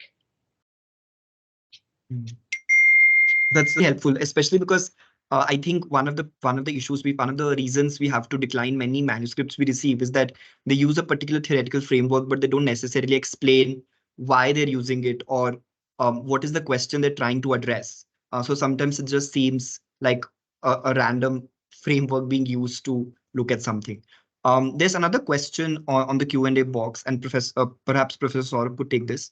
How does social legal research help us predict or think about future trends and future implications of legal decisions?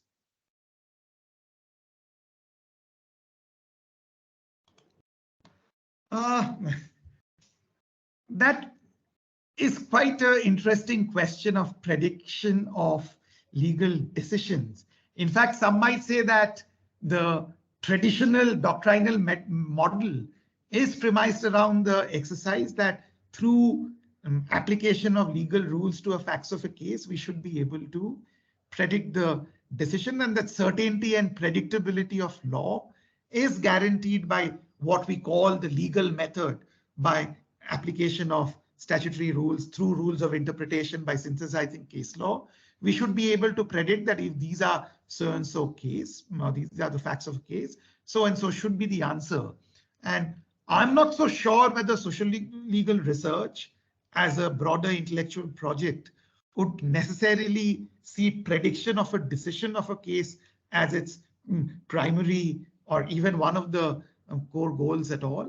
But nonetheless, if you are able to situate legal institutions and specifically courts and judicial institutions within a larger paradigm of social structures like caste, gender, or even the way in which ideological factors shape the role of courts, then certainly we understand and unpack the possible ways in which courts can rule, the ways in which legal reforms can perhaps unfold much better.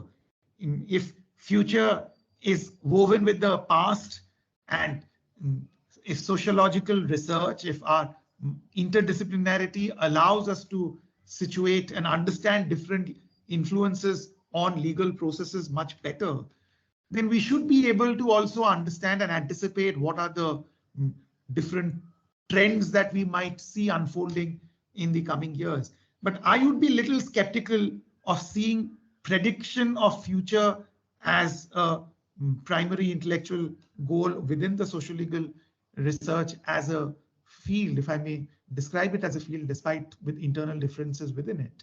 So that would be my qualification on this. And perhaps the doctrinal method may be much more, at least they'll claim that they are much more suited and geared towards giving us predictability about what the future decisions would be.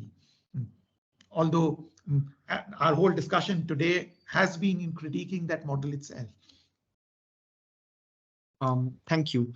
So we don't have any other questions. There was a question by Siddharth on to direct it to Professor Sushmita on how, as a social scientist, she sees the law differently than like a law student. But I think that's been adequately answered, if I'm not wrong.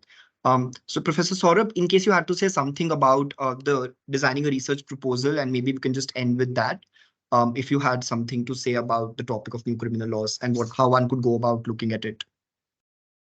No, I echo what Sushmita said, and I think one of the challenges in research is often there is some theoretical engagement that triggers our interest. But what then happens is that we limit our frame of reference largely to that first engagement.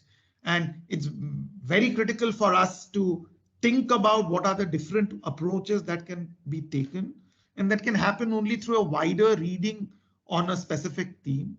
So we need to be able to understand what the objectives of the research are, what are the research questions that we are trying to explore. and on that have a deep and wider reading. And through that, we should be able to unpack what are the possible theoretical lens through which we would like to engage, which is a better theoretical lens. That I don't think there is a singular answer at all. Often it would be connected with a research question. Often it would be connected with the field we are looking at. Very often, especially when we talk to master level students writing their dissertation, also is about what methods may be feasible. So at times we might have to work our way back to see that, all right, these are the methods that might be feasible. And these methods may require perhaps so-and-so analytical frame that may be most optimal in this context. So, and through that we try and then choose a particular analytical framework. So there is not one way in which we can say that so-and-so checklist will enable us to decide whether a particular approach is better or not. It would require deeper reading, which theoretical approach might be better suited based on the context, the research questions that we are looking at, what sort of research methods that we want to pursue, and also the internal consistency and the strength of a specific research frame itself. And there might be certain methods that you have encountered or certain analytical framework that we have encountered, but we are deeply dissatisfied with it. We believe that there are many questions that have not been answered at all. And that may become a fertile ground for further research because you'd want to explore those questions that a specific perspective has not adequately looked at so far. Or that may become a ground for you to not use that method, or use that particular perspective, but go and choose some other perspective. So I'm afraid there's not a checklist that one can give and say that this is how we look at identifying a specific research tool, but looking at the research questions, looking at what the project is about, and deeper reading. These are the elementary exercise that we'll have to do before we work out any specific frame that we want to choose for our paper. Okay, thank you so much, Professor Saurabh. So we'll end the speaker segment of the workshop there. Professor Sushmita, I was wondering, as one of the faculty board members of SLR, if you would like to say something, because after this we'll do a short session by editorial board members for those interested in contributing to SLR and answering any questions on our editorial processes. The speakers, you can feel free to leave. This has been a long Saturday afternoon, but in case you had any closing remarks, please. Not really. I think I've spoken enough on socio-legal research. It's over to you both. All right. Thank you so much, professors, for joining. Thank you so much. Thank you for having us. Yeah. It's been very enjoyable, and the questions were also fairly thought-provoking. So thank you so much. Have a good evening. Thank you. Thank you. So, hi everyone. So we'll just take another 15 minutes. I know we have gone over time a little bit. We have some of our editors on this meeting today, and we thought it might be helpful for us to answer any questions you have regarding our editorial processes, how much time we take, what kind of things do we look out for. Professor Sushmita and Saurabh have covered that substantively on what substantively do we look out for, but any small things which might help in preparing a manuscript. So we'll go over that, and then we'll just briefly talk about our SLR forum and how you can contribute to that as well. Give me a second. I need to enable permissions for some of our editors.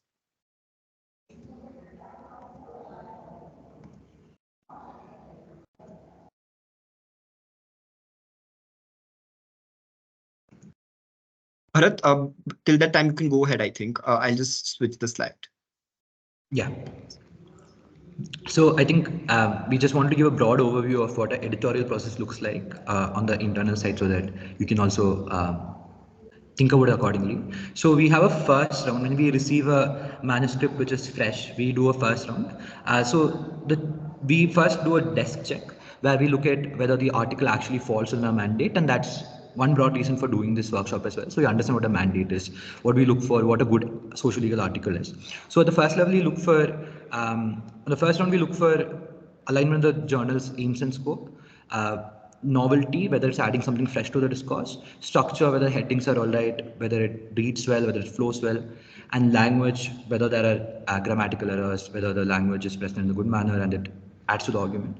Then we look at references, we look at citations, how authoritative they are, and have they been checked, can they be trustable? And then we look at quality of analysis as well. At this level, we only look for coherence, flow, that the arguments and theories are represented correctly, and they all logically add up ultimately. So if it passes the first round, where two internal editors go through it, a reviewer one and the reviewer two, and this is entirely anonymous. We do not know the identity of the authors. It's a fresh review, and these two reviewers don't speak to each other. And they come together and they take a decision on the piece. If it is accepted at the stage, it goes to the second round where it's sent for peer review. So we generally send it to two peer reviewers who are specialists in the domain of the topic, and we hear back from them. If an article doesn't pass the stage, we send it back to the author.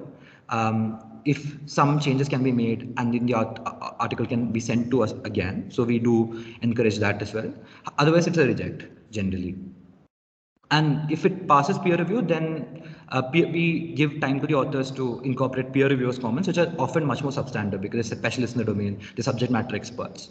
And post incorporation of that, and then the editorial board does one round of vetting to see if they have been satisfactorily incorporated.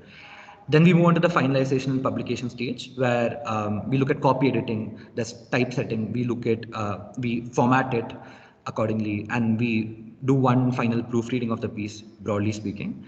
And then once it passes stage, we sometimes often publish articles as advanced articles on our website. So this is generally when an issue or a volume is supposed to come out 6 months down the line, but very often we've noticed that authors prefer to see their articles in print for a variety of reasons. You can put in a CV and you can have a credited publication to your name. So we upload it on a website as an advanced article, and then it comes out as part of the online journal and in print once the specific issue that carries this article is released. So that's broadly editorial process. Thank you so much, Bharat. Divya, would you like to take over now for the second segment? We'll take questions at the end. This will just be a brief 10-minute kind of information session. Yeah, can you hear me? I'll just turn on my camera if you can hear me. Could you speak a little louder? We can hear you, but it's a little faint. Is it fine now? Yes, it's Okay. the same, but it's okay. Am I absolutely not audible or this is okay? No. You're audible. You're audible. Okay, can you We can't change see the you. slide? We can't see you. Am I visible? Can you see Yes. me? Yes. Yeah, okay. Hi everybody, thanks for staying back. So I'm just going to talk about what we're looking for as editors in a piece. This applies to both the journal pieces you're submitting to as well as the forum, with slight modifications, and I'll mention them. Um, Firstly, we're looking to see if the piece fits our aims and scope. We had a very long discussion on exactly that. Basically, the piece should be analytical in the sense that it looks at any law in a social context, um, uh, with sometimes in particular reference to the South Asian region. Um, like Professor Saurabh and Sushmita had explained, um, what this social context means is it could be sociological, it could be historical, it could be data driven, and it doesn't just mean analysis of the impact as such, but it also relates to, say, methods, frameworks, and lenses that you're applying to understand the law. I'll give you an example of something that sort of doesn't meet this twofold requirement for us. For instance, we also often get a lot of constitutional law pieces that do a very extensive and often insightful doctrinal analysis of, say, the development of the jurisprudence in one line of cases. Um, Despite an insightful analysis, we are unable to accept these articles because they don't have the social context perspective that we had a discussion on up till now in this workshop. Um, the second thing that we want to emphasize is that as is clear from the workshop, engaging with the social context doesn't mean showing like impact that is unidirectional. It says, oh, this is how society impacts the law, this is how the law impacts society in this way. Often this kind of analysis is very interwoven. So there's no like substantive prescription for, oh, you should engage with each of these elements in this much proportion. Yeah, you can move on to the next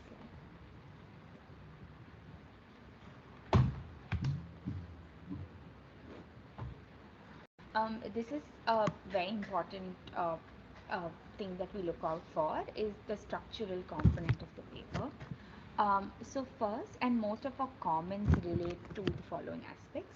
So first, as editors, we look for whether there is a novel and a clearly stated thesis, and this must be upfront in the introduction.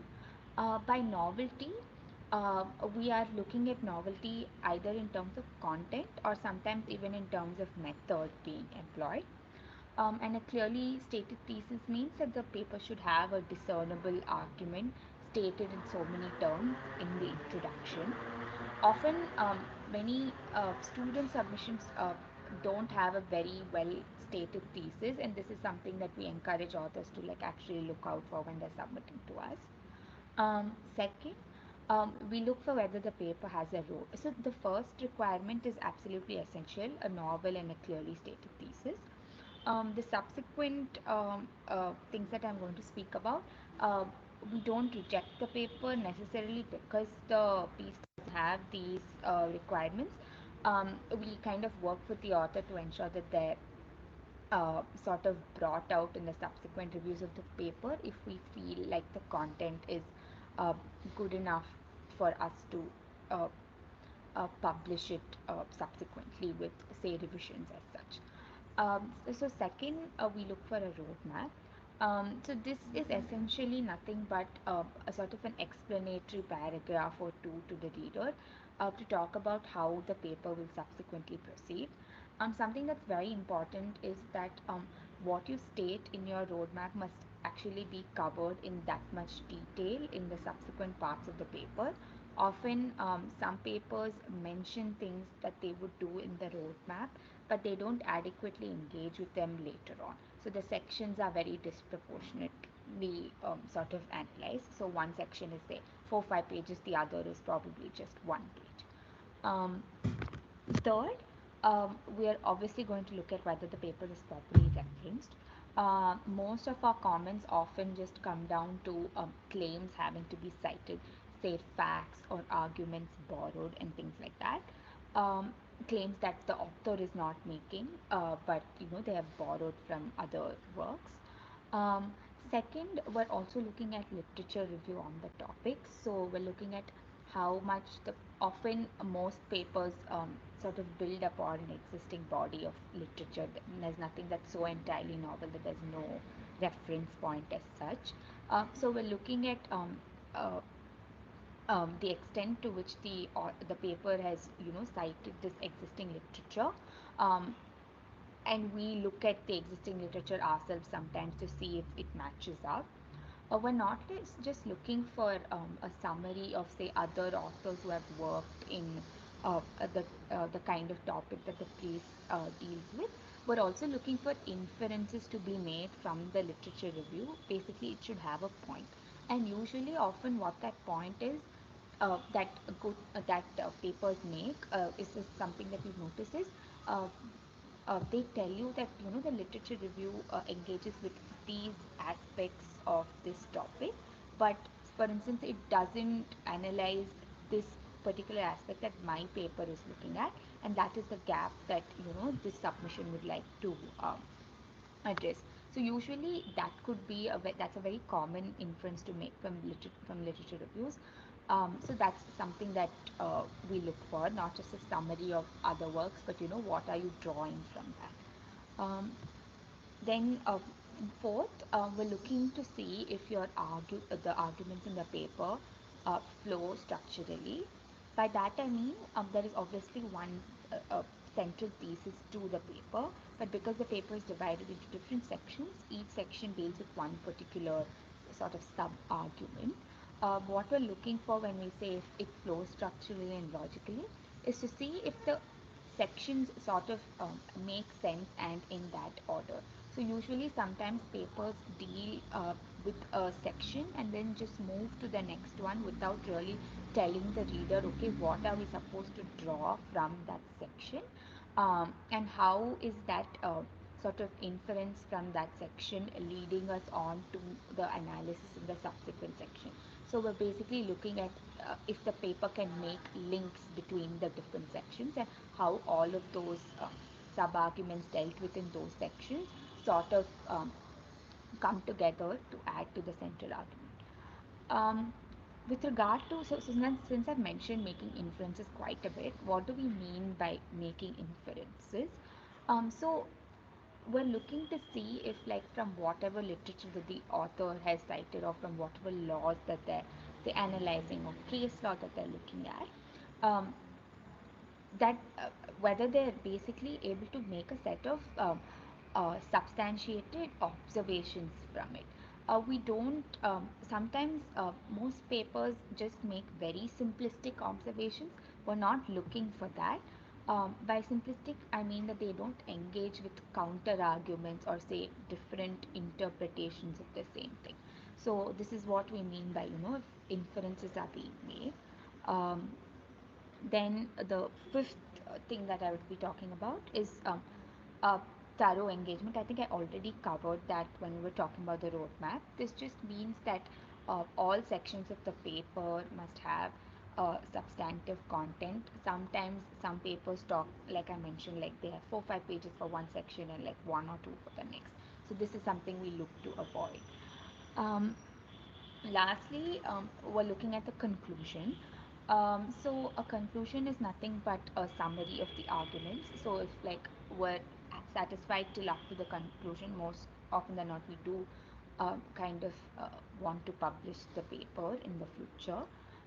But one thing to keep in mind is that oftentimes papers include a lot of policy proposals and legal amendments and save it for the conclusion.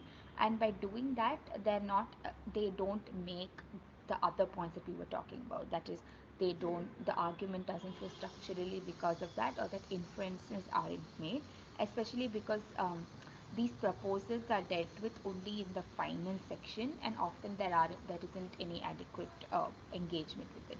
So we're basically looking to see if the conclusion summarizes what the paper has talked of so far and doesn't necessarily add anything new and leave it at that in the conclusion. Manu, you can go to the next slide if you're handling this.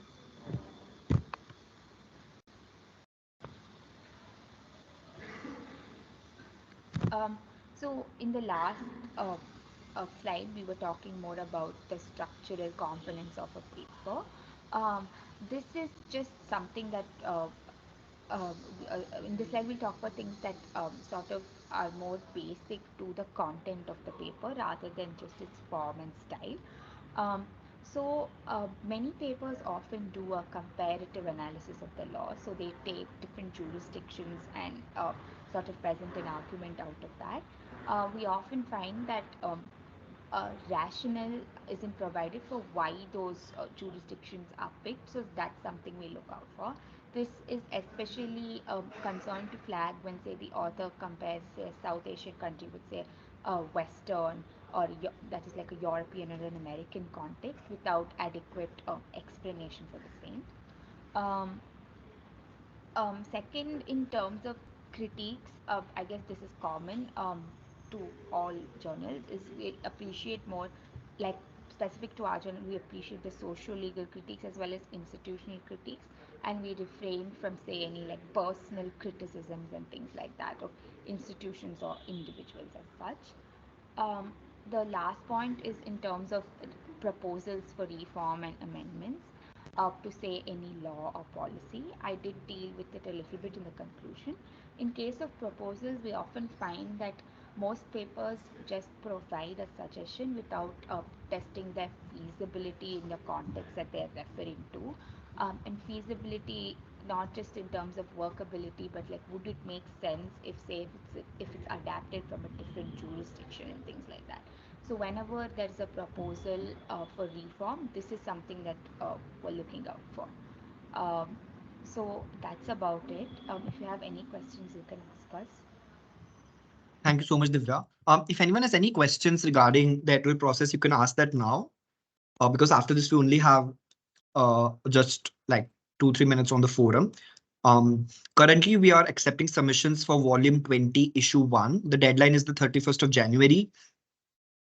After the 31st of January, we will still be accepting rolling submissions, but those might be for a future issue. However, as Bharat mentioned, we don't reject articles merely because they're out of time. It's just that it might be published as an advance article and then it might get indexed in a separate issue whenever that issue comes out. If there are no questions, I don't see any on the chat. Okay, so then we'll just speak briefly about the SLR Forum, which we think is a very exciting opportunity for especially students. So Dev Malia, who is our Deputy Editor-in-Chief for the forum, will be just talking about the forum a little. Dev Malia? Yeah. Am I audible? Yes. Yeah. So Mana, could you just move on to the next slide, please? Right. So I'll just take a few minutes to talk briefly about the forum. So as you know, the SLR journal is only published biannually, which means we are unable to react to a lot of legal or social developments as quickly as we would like, because there is necessarily a process that we have to go through, and we're only putting out pieces twice a year with respect to the journal. So we aim to bridge that gap through the forum, on which we accept submissions on a rolling basis, and we aim to process pieces faster. So we view the forum as a space for encouraging accessible and timely discourse on issues of socio-legal relevance, including but not limited to contemporary developments, right? So anything which happens, which is not in the cycle of journal publications, can be put out on the forum. So what we perceive a forum to be is that we don't merely reach out to academicians. We look out for, since we're a bit more relaxed with our mandate when it comes to the forum, we look out for we look out for a more diverse group of people to write for us. For example, we look at journalists, we look at law students, we look at practitioners. We especially focus on practitioners because we feel that a person who is practicing law can often give a richer insight into the actual workings of the law more than let's say an academician could. So we're very excited to look at people like practitioners and journalists and get their perspectives on how the law actually plays out, right? And we're also quite liberal with terms of the content we put out. So while we do conventional blog pieces, which other blogs also do, conventional essays, we're also looking at photo essays. We're also looking at putting out written or video interviews with authors. For example, if any of you have followed the marriage equality series, which we called Querying the Courtroom, in that we interviewed a lot of very famous scholars who have worked on the issues of queerness and marriage and topics like that, and just interviewed them and put that out on our website, right? We're also putting a particular emphasis on series.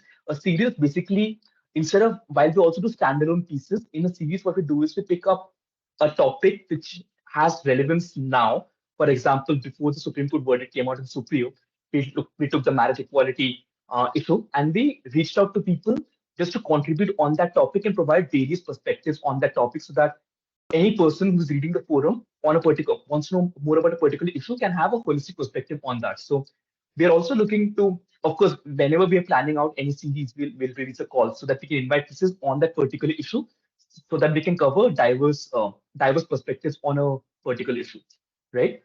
So with that being said, if you want to submit any pieces to the forum, you can reach out to Socio-Legal Review Forum at gmail.com. One thing which I wanted to point out is that while a lot of what Divya covered with respect to what we look for in a forum, in an SLR piece, one thing which becomes very important in the forum is that we appreciate depth more than breadth. For example, unlike a journal, we don't expect you to do a lot of things. We expect you to make one point on one topic, but do it in depth, right? So you don't need to worry about making three different arguments or stuff like that. We expect in-depth engagement with one line of argumentation, and I think that assumes critical importance more so in the context of a forum than the journal, right? Also, one of the reasons for doing this workshop was that there is a lot of ambiguity regarding what socio-legal means. So while we know that we have been able to engage with that to some extent in today's workshop. We also know that it's a bit of a concept which is not very accessible. So one thing which we have decided to do this year is that if you have any ideas and you're not sure about whether it aligns with what SLR is and what kind of content we put out, we invite you to send us a concept note or just a couple of sentences delineating what you want to do, what roadmap you have, what you want to cover. Just send that to us, and we will help you. If it fits in with what SLR is, we'll let you know. If there are some modifications which you need to make or some things that you need to cover, we'll help you with that on our end. So if you are doubtful about whether a particular piece falls within SLR's aims and scopes, just write to us, give us 4 or 5 sentences. We'll be more than happy to work with you on that, right? Just on a note of just sort of more of a housekeeping matter. Well, one thing that we do is we require you to hyperlink sources as opposed to footnoting them. And similar to the journal, we do double anonymized reviews. So the identity of the person who sends the piece is only visible to me and Manhar, and none of the editors know who is submitting the piece. So there's complete confidentiality on that end, and we are committed to reverting within 2 weeks with our editorial comments and a verdict. And our thoughts on the piece. We are committed to reverting with that on 2 weeks. And one thing which is different when it comes to the forum is that we don't do a peer review. Instead, we do a very rigorous two-run to editorial review. So since we're not doing a peer review, that also brings down the time taken to put out a piece. So that's it from my end. If there are any questions, I'll be happy to field them. But that's it from my side. Thank you so much, Devmana. That's it from our end. We hope this workshop was helpful, and I especially want to thank the 17 people who have stayed till for more than 2 hours now. You can please feel free to reach out to us at slr@nls.ac.in for any queries you have, and if they are specific to the forum, we would appreciate if you could write to sociallegalreviewforum@gmail.com. All of these details are available on the website as well, and we would encourage you to take a look at our website and the reading list which we've put out. We'll also try to upload this recording in a few days, if not perhaps a week or so. Yeah, that's it from our end. We are here for another 5 minutes in case anyone has any questions. Thank you so much for joining.